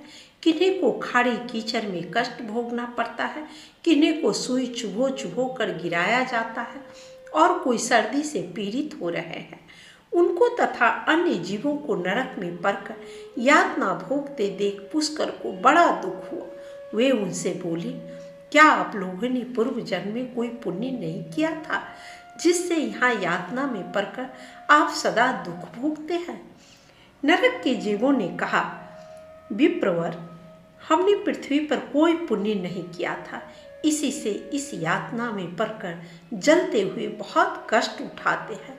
हमने पराई स्त्रियों से अनुराग किया, दूसरों के धन चुराए, अन्य जीवों की हिंसा की, बिना अपराध ही दूसरों पर लांछन लगाए, ब्राह्मणों की निंदा की और जिनके भरण पोषण का भार अपने ऊपर था उनके भोजन किए बिना ही हम सबसे पहले भोजन कर लेते थे। इन्हीं सब पापों के कारण हम लोग इस काग्नि में दग्ध हो रहे हैं। प्यासी गौएं जब जल की ओर दौड़ती हुई जाती तो हम सदा उनके पानी पीने में विघ्न डाल दिया करते थे। गौओं को कभी खिलाते पिलाते नहीं थे तो भी उनका दूध दूह कर पेट पालने में लगे रहते थे। याचकों को दान देने में लगे हुए धार्मिक पुरुषों के गाड़ी में रोड़े अटकाया करते थे। अपनी स्त्रियों को त्याग दिया था, व्रत से भ्रष्ट हो गए थे, दूसरे के अन्न में ही सदा रुचि रखते थे, पर्वों पर भी स्त्रियों के साथ रमन करते थे। ब्राह्मणों को देने की प्रतिज्ञा करके भी लोभवश उन्हें दान नहीं दिया। हम धरोहर हड़प लेते थे, मित्रों से द्रोह करते तथा झूठी गवाही देते रहते थे। इन्हीं सब पापों के कारण आज हम दग्ध हो रहे हैं। पुष्कर ने कहा, क्या आप लोगों ने भगवान जनार्दन का एक बार भी पूजन नहीं किया? इसी से आप ऐसे भयानक दशा को पहुँचे हैं। जिन्होंने समस्त लोगों के स्वामी भगवान पुरुषोत्तम का पूजन किया है उन मनुष्यों का मोक्ष तक हो सकता है, फिर पाप क्षय की तो बात ही क्या है। प्रायः आप लोगों ने श्री पुरुषोत्तम के चरणों में मस्तक नहीं झुकाया है, इसी से आपको इस अत्यंत भयंकर नरक की प्राप्ति हुई है। अब यहाँ हाहाकार करने से क्या लाभ? निरंतर भगवान श्री हरि का स्मरण कीजिए। वे श्री विष्णु समस्त पापों का नाश करने वाले हैं। मैं भी यहाँ जगदीश्वर के नामों का कीर्तन करता हूँ, वे नाम निश्चय ही आपका कल्याण करेंगे। नरक के जीवों ने कहा, ब्राह्मण, हमारा अंतःकरण अपवित्र है, हम अपने पाप से संतप्त हैं। ऐसे समय में आपके शरीर को छूकर बहने वाली वायु हमें परम आनंद प्रदान करती है। धर्मात्मन, आप कुछ देर तक यहाँ ठहरिए, जिससे हम दुखी जीवों को क्षण भर भी तो सुख मिल सके। ब्राह्मण, आपके दर्शन से भी हमें बड़ा संतोष होता है। अहो, हम पापी जीवों पर भी आपकी कितनी दया है। यमराज ने कहा, धर्म के ज्ञाता पुष्कर, तुमने नरक देख लिए, अब जाओ, तुम्हारी पत्नी दुख और शोक में डूबकर रो रही है। पुष्कर बोले, भगवान, जब तक इन दुखी जीवों की आवाज़ कानों में पड़ती है तब तक कैसे जाऊं? जाने पर भी वहाँ मुझे क्या सुख मिलेगा? आपके किंकरों की मार खाकर जो आग के ढेर में गिर रहे हैं, उन नारकीय जीवों की यह दिन रात की पुकार सुनिए। कितने ही जीवों के मुख से निकली हुई यह ध्वनि सुनाई देती है, हाय, मुझे बचाओ, मेरी रक्षा करो, रक्षा करो। समस्त भूतों के आत्मा और सबके ईश्वर सर्वव्यापी श्री हरि की मैं नित्य आराधना करता हूँ। इस सत्य के प्रभाव से नारकीय जीव तत्काल मुक्त हो जाए। भगवान विष्णु सब में स्थित है और सब कुछ भगवान विष्णु में स्थित है। इस सत्य से नारकीय जीवों का तुरंत क्लेश से छुटकारा हो जाए। हे कृष्ण, हे अच्युत, हे जगन्नाथ, हे हरि, हे विष्णु, हे जनार्दन, यहाँ नरक के भीतर यातना में पड़े हुए इन सब जीवों की रक्षा कीजिए। पुष्कर के द्वारा उच्चारित भगवान के नाम सुनकर वहाँ नरक में पड़े हुए सभी पापी तत्काल उससे छुटकारा पा गए। वे सब बड़ी प्रसन्नता के साथ पुष्कर से बोले, ब्राह्मण, हम नरक से मुक्त हो गए। इससे संसार में आपकी अनुपम कीर्ति का विस्तार हो। यमराज को भी इस घटना से बड़ा विस्मय हुआ। वे पुष्कर के पास जा प्रसन्नचित्त होकर वरदान के द्वारा उन्हें संतुष्ट करने लगे। वे बोले, धर्मात्मन, तुम पृथ्वी पर जाकर सदा वहीं रहो। तुम्हें और तुम्हारे सुहृदय को भी मुझसे कोई भय नहीं है। जो मनुष्य तुम्हारे महात्म्य का प्रतिदिन स्मरण करेगा उसे मेरी कृपा से अपमृत्यु का भय नहीं होगा। वशिष्ठ जी कहते हैं, यमराज के यों कहने पर पुष्कर पृथ्वी पर लौट आए और यहाँ पूर्ववत स्वस्थ हो भगवान मधुसूदन की पूजा करते हुए रहने लगे।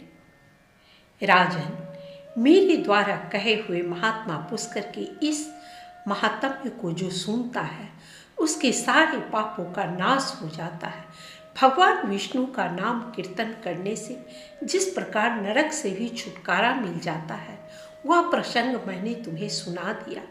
आदि पुरुष परमात्मा के नामों की थोड़ी सी भी स्मृति संचित पापों की राशि का तत्काल नाश कर देती है। यह बात प्रत्यक्ष देखी गई है। फिर उन जनार्दन के नामों का भली भांति कीर्तन करने पर उत्तम फल की प्राप्ति होगी। इसके लिए तो कहना ही क्या है। मृग श्रृंग का विवाह, विवाह के भेद तथा गृहस्थ आश्रम का धर्म। राजा दिलीप बोले, मुने, मेरे प्रश्नों के उत्तर में आपने बड़ी विचित्र बात सुनाई। अब संसार के हित के लिए महात्मा मृग श्रृंग के शेष चरित्र का वर्णन कीजिए, क्योंकि उनके समान संत पुरुष स्पर्श, बातचीत और दर्शन करने से तथा शरण में जाने से सारे पापों का नाश कर डालते हैं। वशिष्ठ जी कहते हैं, राजन, ब्रह्मचारी मृग श्रृंग ने गुरुकुल में रहकर संपूर्ण वेदों और दर्शनों का यथावत अध्ययन किया। फिर गुरु की बताई हुई दक्षिणा दे समावर्तन की विधि पूरी करके शुद्ध चित्त होने पर उन्हें गुरु ने घर जाने की आज्ञा दी। घर आने पर कुत्स मुनि के उस पुत्र को उचथ्य ने अपनी पुत्री देने का विचार किया तथा मुनीश्वर मृग श्रृंग ने भी पहले जिसे मन ही मन वरण किया था उस उचथ्य पुत्री सुभृता के साथ विवाह करने की इच्छा की। इसके बाद उन्होंने महर्षि वेद व्यास जी की आज्ञा से सुभृता तथा उसकी तीनों सखियों कमला, विमला और सुरसा का पानी ग्रहण किया। श्रुति कहती है, ब्राह्मणों के लिए ब्राह्म विवाह सबसे उत्तम है। इसलिए मुनि ने उन चारों कन्याओं का ब्राह्म विवाह की ही रीति से ग्रहण किया। इस प्रकार विवाह हो जाने पर मुनिवर वत्स ने समस्त ऋषियों को मस्तक झुकाया तथा वे मुनीश्वर भी वर वधू को आशीर्वाद दे उनसे पूछकर अपनी अपनी कुटी में चले गए। राजा दिलीप ने पूछा, गुरुदेव वशिष्ठ जी, चारों वर्णों के विवाह कितने प्रकार के माने गए हैं? यह बात यदि गोपनीय न हो तो मुझे भी बताइए। वशिष्ठ जी बोले, राजन सुनो, मैं कर्मशः तुमसे सभी विवाहों का वर्णन करता हूँ। विवाह 8 प्रकार के हैं, ब्राह्म, दैव, आर्ष, प्रजापत्य, आसुर, गांधर्व, राक्षस और पैशाच। जहाँ वर को बुलाकर वस्त्र और आभूषणों से विभूषित कन्या का विधि पूर्वक दान किया जाता है वह ब्राह्म विवाह कहलाता है। ऐसे विवाह से उत्पन्न होने वाला पुत्र 21 पीढ़ियों का उद्धार करता है। यज्ञ करने के लिए ऋतुजु को जो कन्या दी जाती है वह दैव विवाह है। उससे उत्पन्न होने वाला पुत्र 14 पीढ़ियों का उद्धार करता है। वर से 2 बैल लेकर जो कन्या का दान किया जाता है वह आर्ष विवाह है। उससे उत्पन्न हुआ पुत्र 6 पीढ़ियों का उद्धार करता है। दोनों एक साथ रहकर धर्म का आचरण करें। यूँ कहकर जो किसी मांगने वाले पुरुष को कन्या दी जाती है वह प्रजापत्य विवाह कहलाता है। उससे उत्पन्न हुआ पुत्र भी 6 पीढ़ियों का उद्धार करता है। ये 4 विवाह ब्राह्मणों के लिए धर्मानुकूल माने गए हैं। जहाँ धन से कन्या को खरीदकर विवाह किया जाता है वह आसुर विवाह है। वर और कन्या में परस्पर मैत्री के कारण जो विवाह संबंध स्थापित होता है उसका नाम गांधर्व है। बलपूर्वक कन्या को हड़ लाना राक्षस विवाह है। सत्पुरुषों ने इसकी निंदा की है। छल पूर्वक कन्या का अपहरण करके किए जाने वाले विवाह को पैशाच कहते हैं। यह बहुत ही घृणित है। समान वर्ण की कन्याओं के साथ विवाह काल में उनका हाथ अपने हाथ में लेना चाहिए, यही विधि है। धर्मानुकूल विवाहों से 100 वर्ष तक जीवित रहने वाली धार्मिक संतान उत्पन्न होती है तथा अधर्ममय विवाहों से जिनकी उत्पत्ति होती है वे भाग्यहीन, निर्धन और थोड़ी आयु वाले होते हैं। अतः ब्राह्मणों के लिए ब्राह्म विवाह ही श्रेष्ठ है। इस प्रकार मुनीश्वर मृग श्रृंग विधि पूर्वक विवाह करके वेदोक्त मार्ग से भली भांति गृहस्थ धर्म का पालन करने लगे। उनकी गृहस्थी के समान दूसरे किसी की गृहस्थी न कभी हुई है न होगी। सुग्रीता, कमला, विमला और सुरसा ये 4 पत्नियां पातिव्रत्य धर्म में तत्पर हो सदा पति की सेवा में लगी रहती थी। उनके सतीत्व की कहीं तुलना नहीं थी। इस प्रकार वे धर्मात्मा मुनि उन धर्म पत्नियों के साथ रहकर भली भांति धर्म का अनुष्ठान करने लगे। राजा दिलीप ने पूछा, मुनिवर, पतिव्रता का क्या लक्षण है तथा गृहस्थ आश्रम का भी क्या लक्षण है? मैं इस बात को जानना चाहता हूँ, कृपया बताइए। वशिष्ठ जी बोले, राजन सुनो, मैं गृहस्थाश्रम का लक्षण बतलाता हूँ। सदाचार का पालन करने वाला पुरुष दोनों लोग जीत लेता है।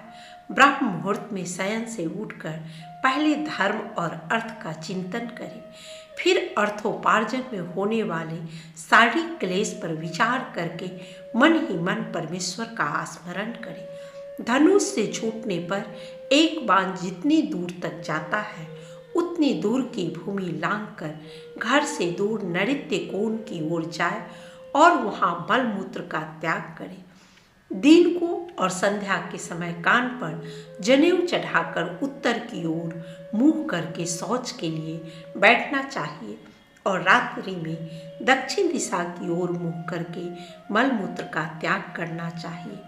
मल त्याग के समय भूमि को तिनके से ढक दे और अपने मस्तक पर वस्त्र डालकर यत्नपूर्वक मौन रहे, न तो थूके और न ऊपर को सांस ही खींचे।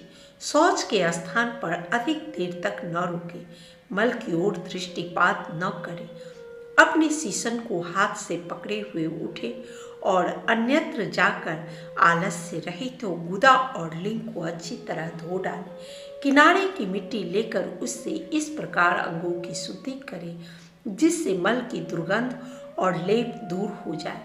किसी पवित्र तीर्थ में शौच की क्रिया न करे। यदि करना हो तो किसी पात्र में जल निकालकर उससे अलग जाकर शौच कर्म करे। लिंग में 1 बार, गुदा में 5 बार तथा बाएं हाथ में 10 बार मिट्टी लगाए। दोनों पैरों में 5-5 बार मिट्टी लगाकर धोए। इस प्रकार शौच करके मिट्टी और जल से हाथ पैर धोकर चोटी बांध ले और 2 बार आचमन करे। आचमन के समय हाथ घुटनों के भीतर होना चाहिए। पवित्र स्थान में उत्तर या पूरब की ओर मुंह करके हाथ में पवित्री धारण किए आचमन करना चाहिए। इससे पवित्री जूठी नहीं होती। यदि पवित्री पहने हुए ही भोजन कर ले तो वह अवश्य जूठी हो जाती है, उसको त्याग देना चाहिए। तदनंतर उठकर दोनों नेत्र धो डालें और दंत धावन करें। उस समय निम्नांकित मंत्र का उच्चारण करना चाहिए। आयुर्बलम यशो वर्च प्रजा पशु वश्मी च ब्रह्म प्रज्ञा च मेधाम च त्वं नो देहि वनस्पते। वनस्पते, आप हमें आयु, बल, यश, तेज, संतान, पशु, धन, वेदाध्ययन की बुद्धि तथा धारणा शक्ति प्रदान करें। इस मंत्र का पाठ करके दातून करें। दातून कांटेदार या दूध वाले वृक्ष की होनी चाहिए। इसकी लंबाई 12 अंगुल की हो और उसमें कोई छेद न हो। मोटाई भी कनिष्ठ का उंगली के बराबर होनी चाहिए। रविवार को दातून निषिद्ध है। उस दिन 12 कुल्लों से मुख की शुद्धि होती है। तत्पश्चात आचमन करके शुद्ध हो विधि पूर्वक प्रातः स्नान करें। स्नान के बाद देवता और पितरों का तर्पण करें। फिर उठकर 2 शुद्ध वस्त्र धारण करें।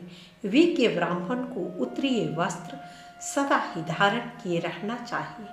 आचमन के बाद भस्म के द्वारा ललाट में त्रिपुंड धारण करें अथवा गोपी चंदन घिसकर उर्गपुंड तिलक लगाएं। तदनंतर संध्या वंदन आरंभ करके प्रणाम करें। आपोहिष्ठाम यादि 3 ऋचाओं से कुशोदक द्वारा मार्जन करें। पूर्वोक्त ऋचाओं से एक एक का प्रणव सहित उच्चारण करके जल सींचे। फिर सूर्यास्त इत्यादि मंत्र के द्वारा अभिमंत्रित जल का आचमन करें। तत्पश्चात दोनों हाथों में जल लेकर उसे गायत्री से अभिमंत्रित करें और सूर्य की ओर मुंह करके खड़ा हो 3 बार ऊपर को वह जल फेंके। इस प्रकार सूर्य को अर्घ्य दान करना चाहिए। प्रातःकाल की संध्या जब तारे दिखाई देते हो उसी समय विधि पूर्वक आरंभ करें और जब तक सूर्य का दर्शन न हो जाए तब तक गायत्री मंत्र का जप करता रहे। इसके बाद सविता देवता संबंधी पापहारी मंत्रों द्वारा हाथ जोड़कर सूर्योपस्थान करें। संध्या काल में गुरु के चरणों का तथा भूमि देवी को प्रणाम करें। जो द्विज श्रद्धा और विधि के साथ प्रतिदिन संध्योपासन करता है उसे तीनों लोकों में कुछ भी अप्राप्य नहीं। संध्या समाप्त होने पर आलस्य छोड़कर होम करे। कोई भी दिन खाली न जाने दे। प्रतिदिन कुछ न कुछ दान करे। यह दिन के प्रथम भाग का कृत्य बतलाया गया। दूसरे भाग में वेदों का स्वाध्याय किया जाता है। समिधा, फूल और कुश आदि के संग्रह का भी यही समय है। दिन के तीसरे भाग में न्यायपूर्वक कुछ धन का उपार्जन करें। शरीर को क्लेश दिए बिना दैविक इच्छा से जो उपलब्ध हो सके उतने का ही अर्जन करें। ब्राह्मण के 6 कर्मों में से 3 कर्म उसकी जीविका के साधन है। यज्ञ करना, वेद पढ़ाना और शुद्ध आचरण वाले यजमान से दान लेना, यही उसकी आजीविका के 3 कर्म है।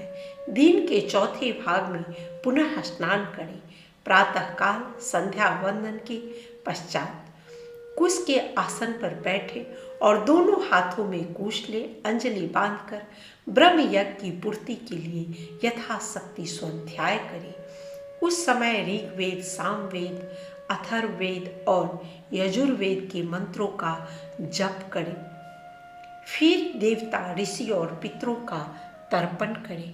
देवताओं का तर्पण करते समय यज्ञोपवीत को बाएं कंधे पर रखें। ऋषि तर्पण के समय उसे गले में माला की भांति कर ले और पितृ तर्पण में जनेऊ को दाएं कंधे पर रखें। उन्हें कर्मशः देव तीर्थ, प्रजापति तीर्थ और पितृ तीर्थ से ही जल देना चाहिए। इसके बाद संपूर्ण भूतों को जल दे।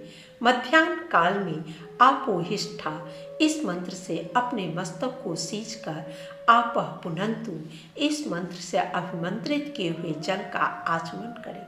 तत्पश्चात दोनों हाथों से जल लेकर गायत्री मंत्र पढ़ते हुए सूर्य को एक बार अर्घ्य दे। उसके बाद गायत्री का जप करें। गायत्री मंत्र द्वारा यथाशक्ति सूर्य का उपस्थान करके उनकी प्रदक्षिणा और नमस्कार के पश्चात आसन पर बैठे और जल के देवताओं को नमस्कार करके एकाग्रचित हो घर को जाए। इस प्रकार जप यज्ञ के अनंतर देवताओं की पूजा करें। ब्राह्मण को सूर्य, दुर्गा, श्री विष्णु, गणेश तथा शिव, इन 5 देवताओं की पूजा करनी चाहिए। उसके बाद 5 महायज्ञों का अनुष्ठान करें। फिर भूत बलि, काक बलि और कुकुर बलि आदि देते हुए निम्नांकित मंत्र का पाठ करें। देवा मनुष्या पशवो वयांसी सिद्धाश्च यक्षोरज्ञ दत्ते संघा प्रेता पिशाचा उर्गा समस्ता ये चान्यमिच्छन्ति मयात्रा दत्तम। देवता, मनुष्य, पशु, पक्षी, सिद्ध, यक्ष, नाग, दैत्य, प्रेत, पिशाच और सब प्रकार के सर्प जो मुझसे अन्न लेने की इच्छा रखते हो, वे यहाँ आकर मेरे दिए हुए अन्न को ग्रहण करें। यूँ कहकर सब प्राणियों के लिए पृथक पृथक बलि दे।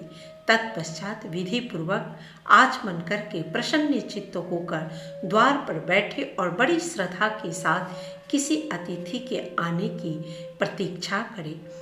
गोदोहन काल तक प्रतीक्षा करने के बाद यदि भाग्यवश कोई अतिथि आ जाए तो यथाशक्ति अन्न और जल देकर देवता की भांति उसकी भक्ति पूर्वक पूजा करें।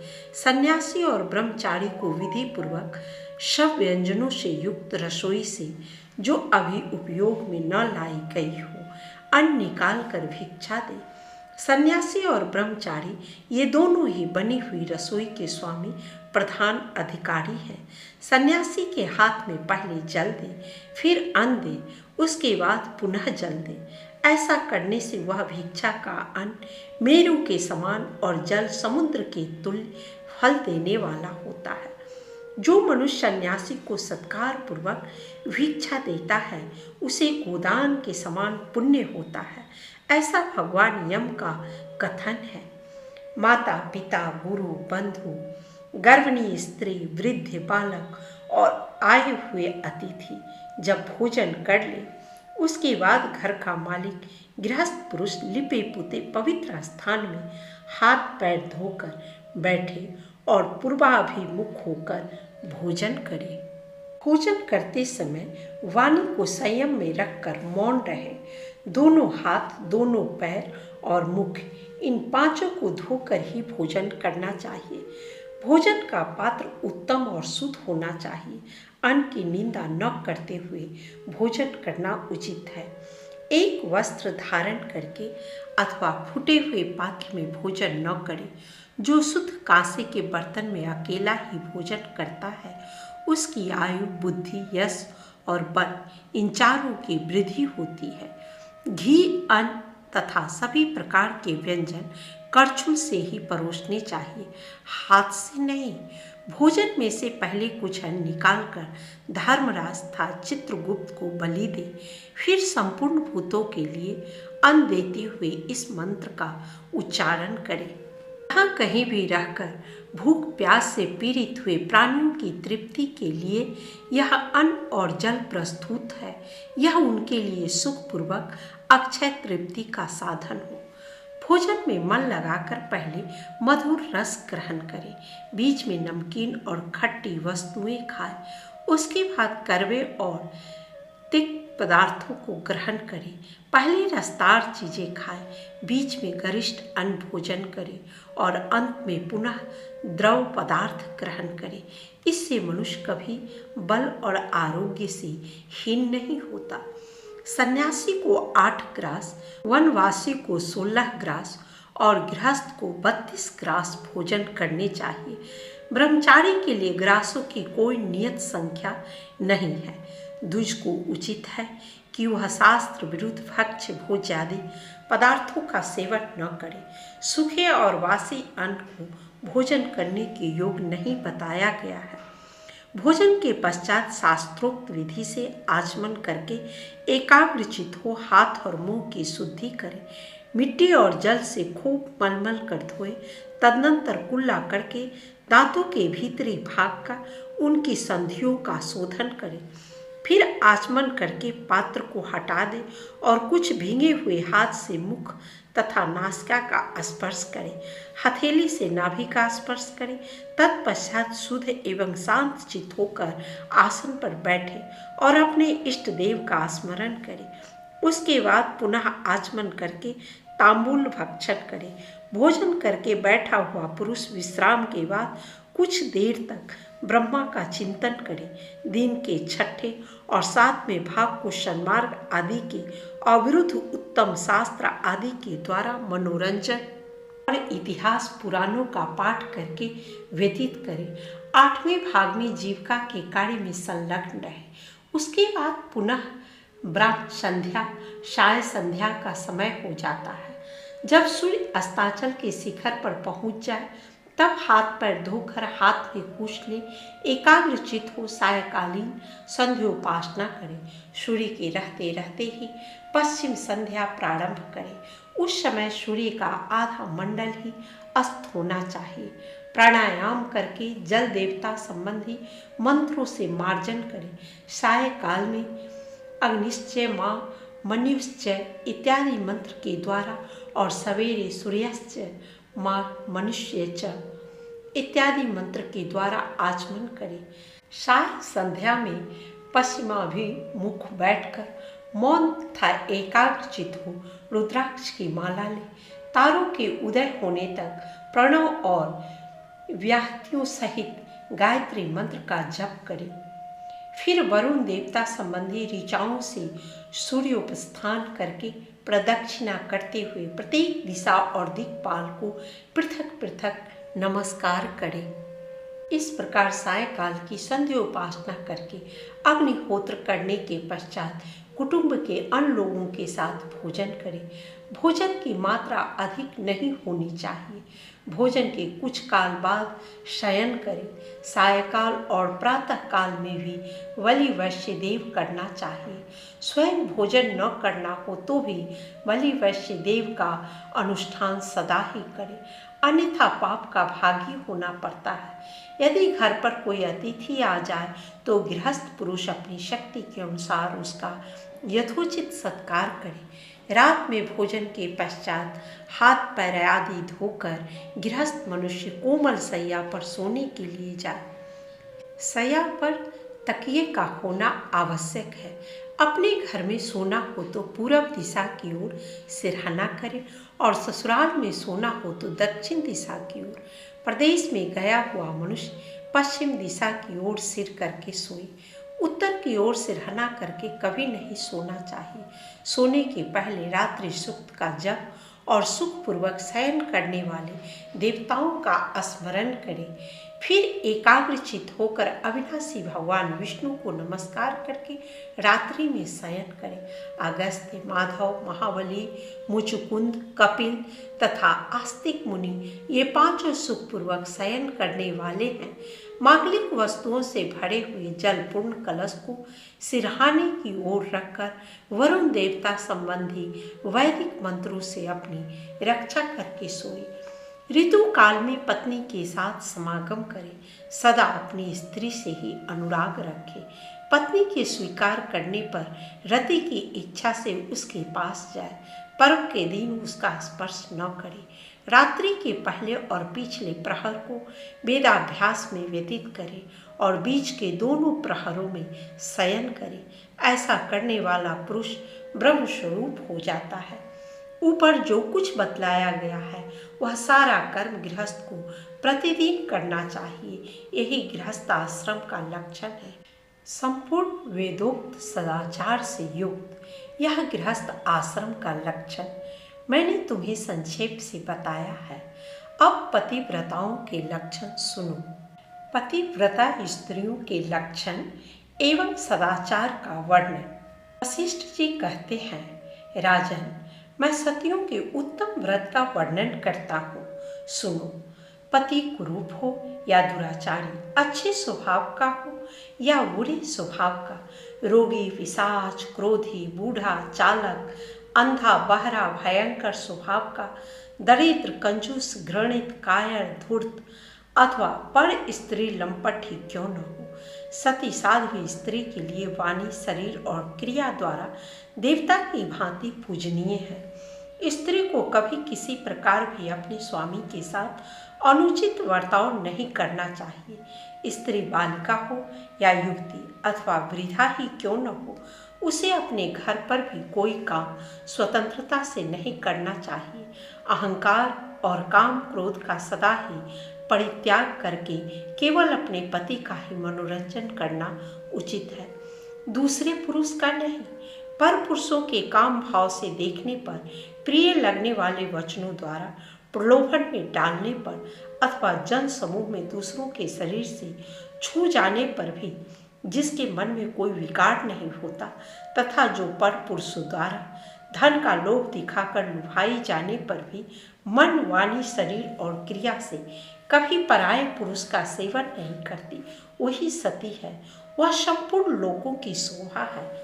सती स्त्री दूध के मुख से प्रार्थना करने पर, बलपूर्वक पकड़ी जाने पर भी दूसरे पुरुष का सेवन नहीं करती, जो पराये पुरुषों के देखने पर भी स्वयं उनकी ओर नहीं देखती, हंसने पर भी नहीं हंसती तथा औरों के बोलने पर भी स्वयं उनसे नहीं बोलती, वह उत्तम लक्षणों वाली स्त्री साध्वी पतिव्रता है। रूप और यौवन से संपन्न तथा संगीत की कला में निपुण सती साध्वी स्त्री अपने ही जैसे योग्य पुरुष को देखकर भी कभी मन में विकार नहीं लाती। जो सुंदर, तरुण, रमणीय और कामनियों को प्रिय लगने वाली पर पुरुष की भी कभी इच्छा नहीं करती, उसे महासती जानना चाहिए। पराया पुरुष देवता, मनुष्य अथवा गंधर्व कोई भी क्यों न हो, वह सती स्त्रियों को प्रिय नहीं होता। पत्नी को कभी भी ऐसा कार्य नहीं करना चाहिए जो पति को अप्रिय जान पड़े। जो पति के भोजन कर लेने पर भोजन करती, उनके दुखी होने पर दुखित होती, पति के आनंद में ही आनंद मानती, उनके परदेश चले जाने पर मलिन वस्त्र धारण करती, पति के सो जाने पर सोती और पहले ही जग जाती, पति की मृत्यु हो जाने पर उनके शरीर के साथ ही चिता में जल जाती और दूसरे पुरुष को कभी भी अपने मन में स्थान नहीं देती। उस स्त्री को पतिव्रता जानना चाहिए। पतिव्रता स्त्री को अपने सास ससुर तथा पति में विशेष भक्ति रखनी चाहिए। वह धर्म के कार्य में सदा पति के अनुकूल रहे, धन खर्च करने में संयम से काम ले, संभोग काल में संकोच न रखे और अपने शरीर को सदा पवित्र बनाए रखे। पति की मंगल कामना करे, उनसे सदा प्रिय वचन बोले, मांगलिक कार्य में संलग्न रहे, घर को सजाती रहे और घर की प्रत्येक वस्तु को प्रतिदिन साफ सुथरी रखने की चेष्टा करे। खेत से, वन से अथवा गांव से लौटकर जब पतिदेव घर पर आवे तो उठकर उनका स्वागत करे, आसन और जल देकर अभिनंदन करे, बर्तन और अन्न साफ रखे, समय पर भोजन बना कर दे, संयम से रहे, अनाज को छिपा कर रखे, घर को झाड़ बुहार कर स्वच्छ बनाए रखे, गुरुजन, पुत्र, मित्र, भाई, बंधु, काम करने वाले सेवक, अपने आश्रय में रहने वाले भृत्य, दास, दासी, अतिथि, अभ्यागत, सन्यासी तथा ब्रह्मचारी लोगों को आसन और भोजन देने, सम्मान करने और प्रिय वचन बोलने में तत्पर रहे। मुख्य गृहिणी को सदा ही समय समय पर उपयुक्त व्यक्तियों की यथोचित सेवा के कार्य में दक्ष होना चाहिए। पति घर का खर्च चलाने के लिए अपनी पत्नी के हाथ में जो द्रव्य दे, उससे घर की सारी आवश्यकताएं पूर्ण करके पत्नी अपनी बुद्धि के द्वारा उसमें से कुछ बचा ले। पति ने दान करने के लिए जो धन दिया हो, उसमें से लोभवश कुछ बचा कर न रखे। स्वामी की आज्ञा लिए बिना अपने बंधुओं को धन न दे। दूसरे पुरुष से वार्तालाप, असंतोष, पराये कार्यों की चर्चा, अधिक हंसी, अधिक रोष और क्रोध उत्पन्न होने के अवसर का सर्वथा त्याग करे।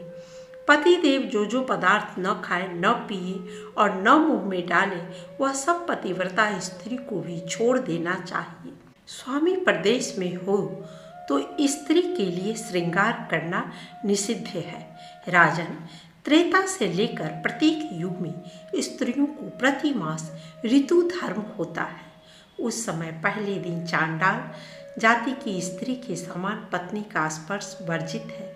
दूसरे दिन वह ब्राह्मण की हत्या करने वाली स्त्री के तुल्य अपवित्र मानी गई है। तीसरे दिन उसे धोबिन के तुल्य बताया गया है।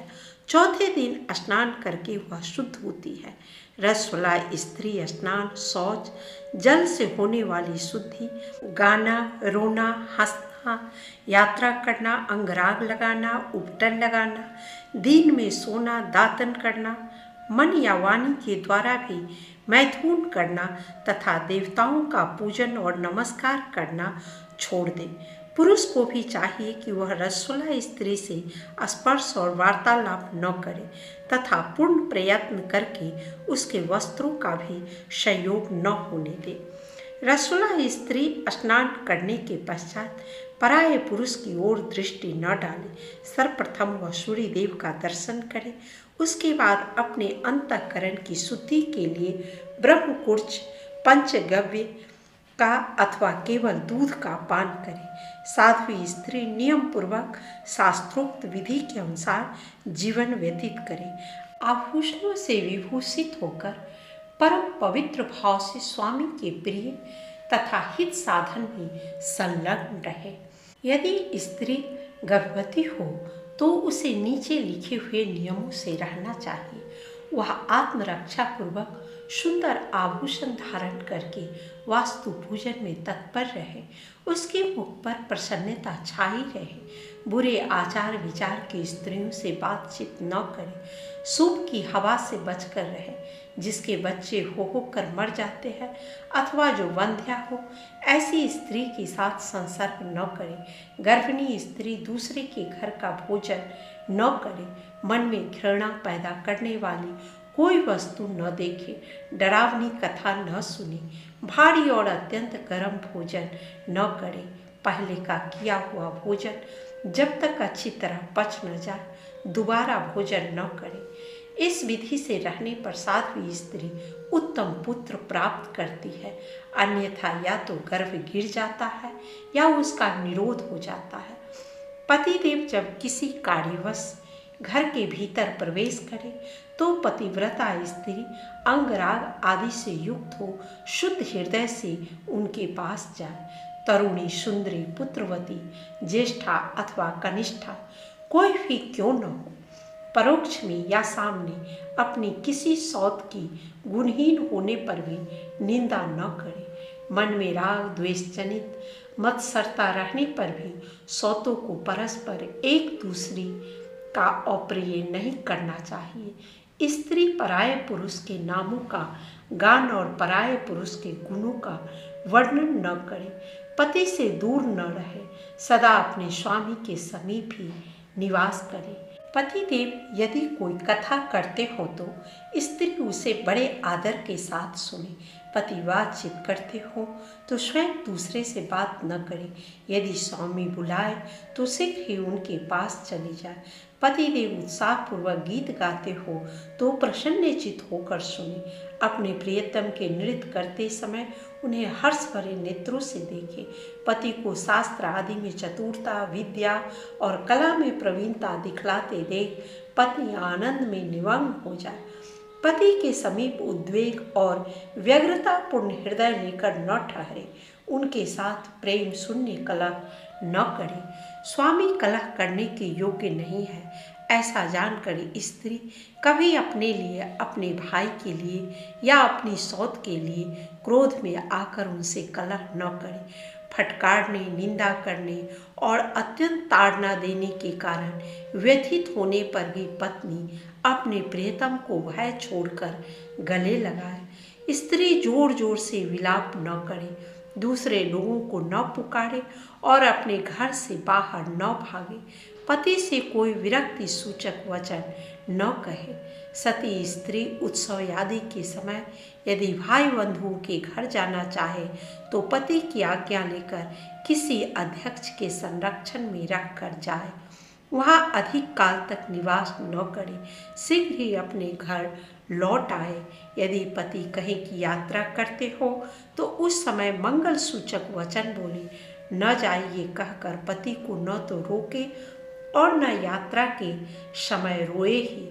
पति के प्रदेश जाने पर स्त्री कभी अंगराग न लगाए, केवल जीवन निर्वाह के लिए प्रतिदिन कोई उत्तम कार्य करे। यदि स्वामी जीविका का प्रबंध करके प्रदेश में जाए तो उसके निश्चित की हुई जीविका से ही गृहिणी को जीवन निर्वाह करना चाहिए।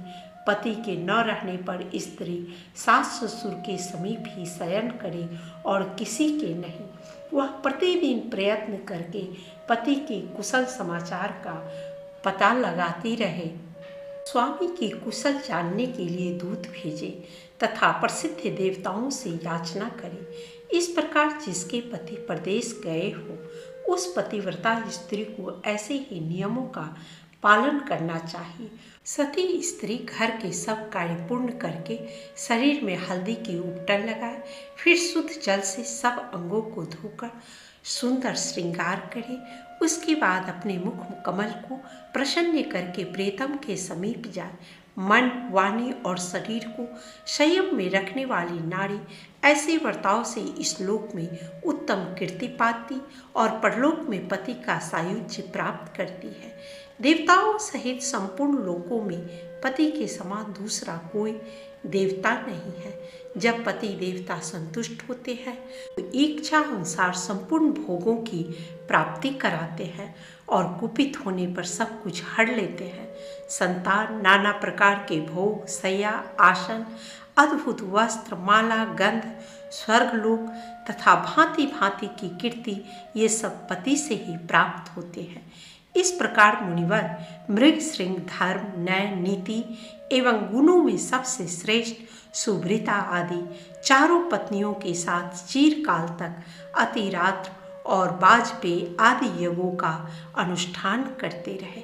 वे नियम पूर्वक सांसारिक सुख भोगते थे, तथापि उनका अंतःकरण अत्यंत निर्मल था। मृग श्रृंग के पुत्र मृकंडु मुनि की काशी यात्रा, काशी महात्म्य तथा माताओं की मुक्ति। वशिष्ठ जी कहते हैं, इस प्रकार गृहस्थ आश्रम में निवास करते हुए महामुनि मृग श्रृंग की पत्नी सुभृता ने समयानुसार एक पुत्र को जन्म दिया। इसके द्वारा पितृऋण से छुटकारा पाकर मुनि श्रेष्ठ मृग श्रृंग ने अपने को कृतार्थ माना और विधि पूर्वक नवजात शिशु का जात कर्म संस्कार किया। वे परम बुद्धिमान मुनि तीनों काल की बातें जानते थे, अतः उन्होंने पुत्र के भावी कर्म के अनुसार उसका नाम मृकंडु रखा। उसके शरीर में मृगगण निर्भय होकर कंडुयन करते थे, अपना शरीर खुजलाते या रगड़ते थे, इसलिए पिता ने उसका नाम मृकंडु रख दिया। मृकंडु मुनि उत्तम कुल में उत्पन्न होकर समस्त गुणों के भंडार बन गए थे। उनका शरीर प्रज्वलित अग्नि के समान तेजस्वी था। पिता के द्वारा उपनयन संस्कार हो जाने पर वे ब्रह्मचर्य का पालन करने लगे। उन्होंने पिता के पास रहकर संपूर्ण वेदों का अध्ययन किया। तत्पश्चात गुरु की आज्ञा ले द्वितीय आश्रम को स्वीकार किया। मुद्गल मुनि की कन्या मरुदति के साथ मृकंडु मुनि का विवाह हुआ। तदनंतर मृग श्रृंग मुनि की दूसरी पत्नी कमला ने भी एक उत्तम पुत्र उत्पन्न किया। वह सदाचार, वेदाध्ययन, विद्या और विनय में सबसे उत्तम निकला, इसलिए उसका नाम उत्तम रखा गया। पिता के उपनयन संस्कार कर देने पर उत्तम मुनि ने भी संपूर्ण वेदों का अध्ययन करके विधि पूर्वक विवाह किया। कमनीय केश कलाप और मनोहर रूप से युक्त, कमल के समान विशाल नेत्र तथा कल्याणमय स्वभाव वाली कनौ मुनि की कन्या कुशा को उन्होंने पत्नी रूप में ग्रहण किया। विमला ने भी सुमति नाम से विख्यात पुत्र को जन्म दिया। सुमति भी संपूर्ण वेदों का अध्ययन करके गृहस्थ हुई। उनकी स्त्री का नाम सत्या था। तत्पश्चात सुरसा के गर्भ से भी एक पुत्र का जन्म हुआ जिसका नाम सुव्रत था। सुरसा कुमार सुव्रत ने भी संपूर्ण वेदों का अध्ययन समाप्त करके द्वितीय आश्रम में प्रवेश किया। पृथु की पुत्री प्रियंवदा सुव्रत की धर्म पत्नी हुई। पिता ने अपने सभी पुत्रों से पर्याप्त दक्षिणा वाले यज्ञों का अनुष्ठान करवाया। वे सभी पुत्र सेवा शुश्रूषा में संलग्न हो प्रतिदिन पिता का प्रिय करते थे।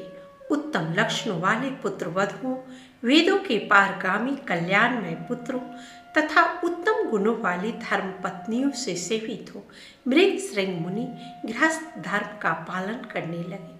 सुमति, उत्तम तथा महात्मा सुव्रत को भी पृथक पृथक अनेक पुत्र हुए जो वेदों के पारगामी विद्वान थे।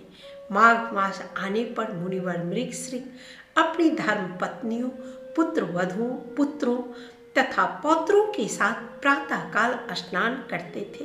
वे एक माघ भी कभी व्यर्थ नहीं जाने देते थे। माघ आने पर स्नान, दान, शिव की पूजा, व्रत और नियम ये गृहस्थ आश्रम के भूषण है।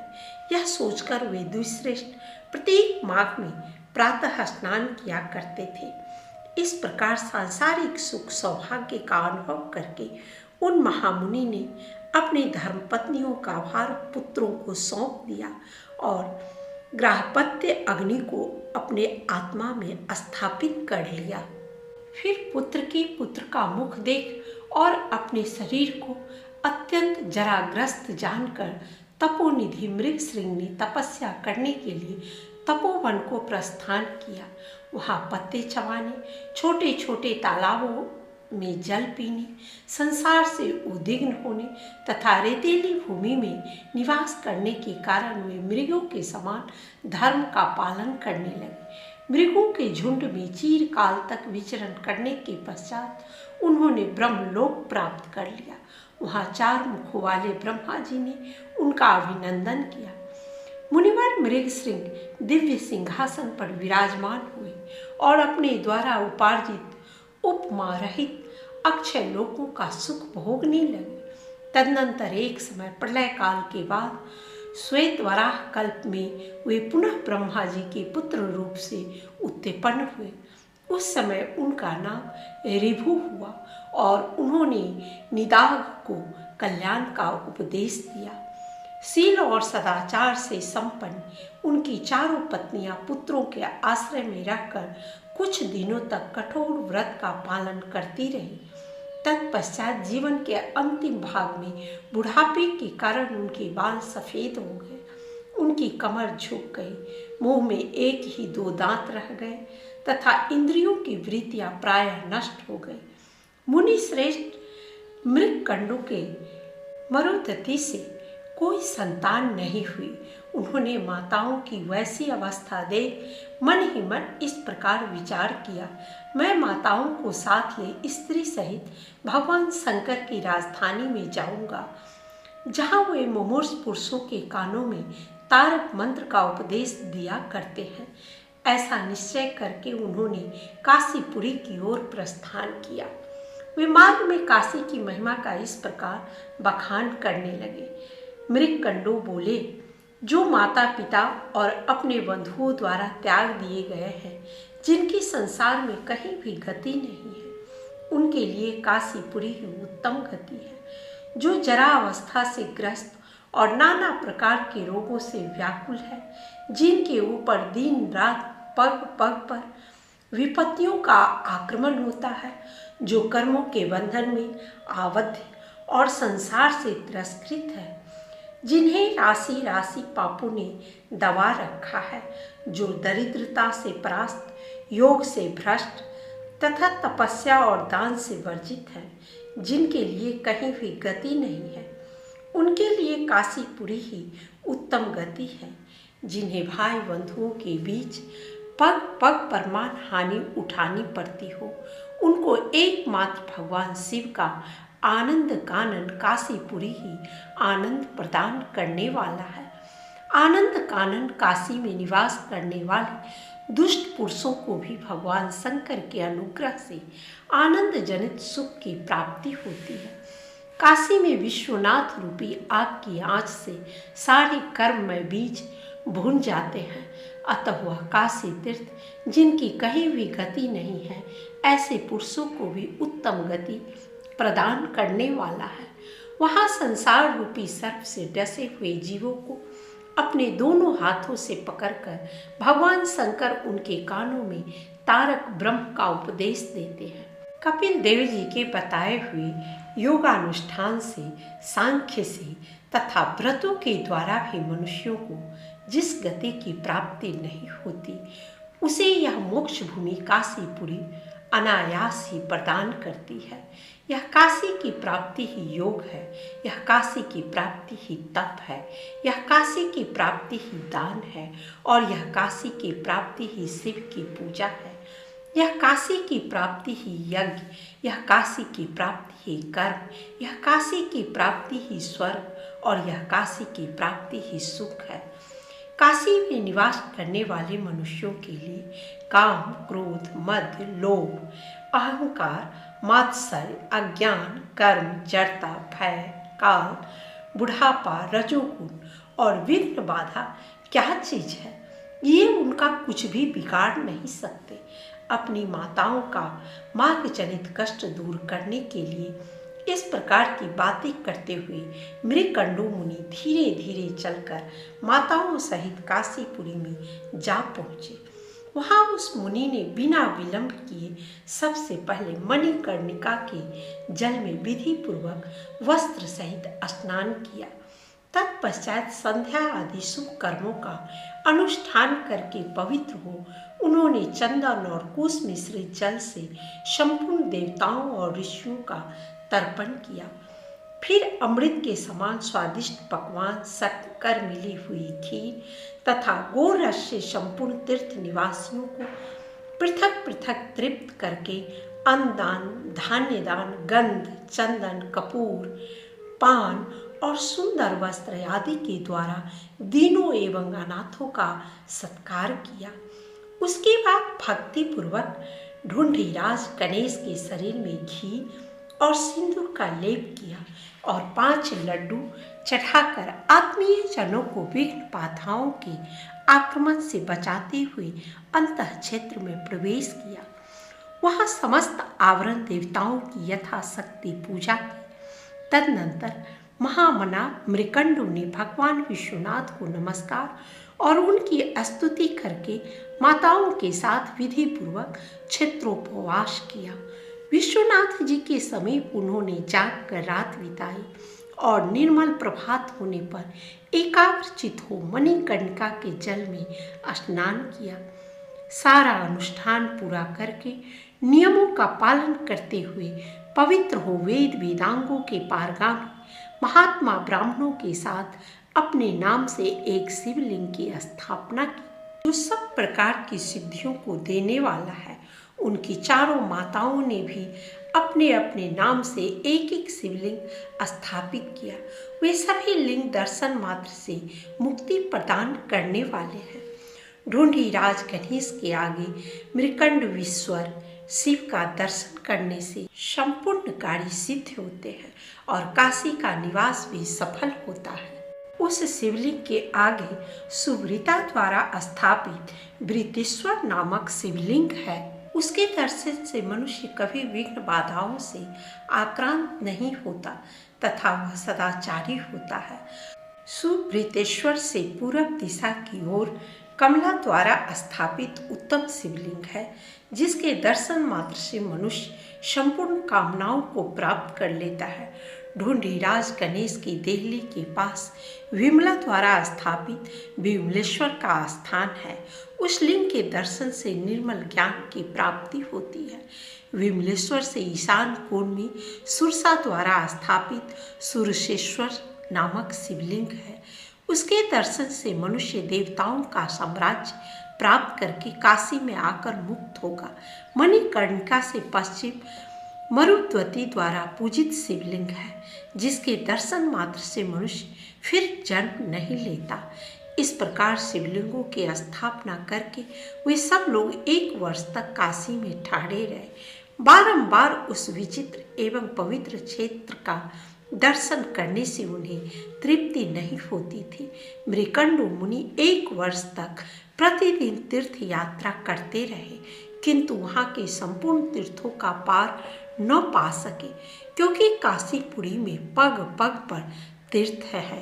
एक दिन मृकंडु मुनि की माताएं, जो पूर्ण ज्ञान से संपन्न थी, मणिकर्णिका के जल में दोपहर को स्नान करके शिव मंदिर की प्रदक्षिणा करने लगी। इससे परिश्रम के कारण उन्हें थकावट आ गई और वे सब की सब मरणासन्न होकर वहीं गिर पड़ी। उस समय परम दयालु काशीपति भगवान शिव बड़े वेग से वहां आए और अपने हाथों से स्नेहपूर्वक उन सब के मस्तक पकड़कर एक ही साथ कानों में प्रणव मंत्र का उच्चारण किया। आज का ये एपिसोड यहीं समाप्त होता है। मिलते हैं फिर अगले एपिसोड में। महादेव की कृपा आप सबों पर बनी रहे। हर हर महादेव।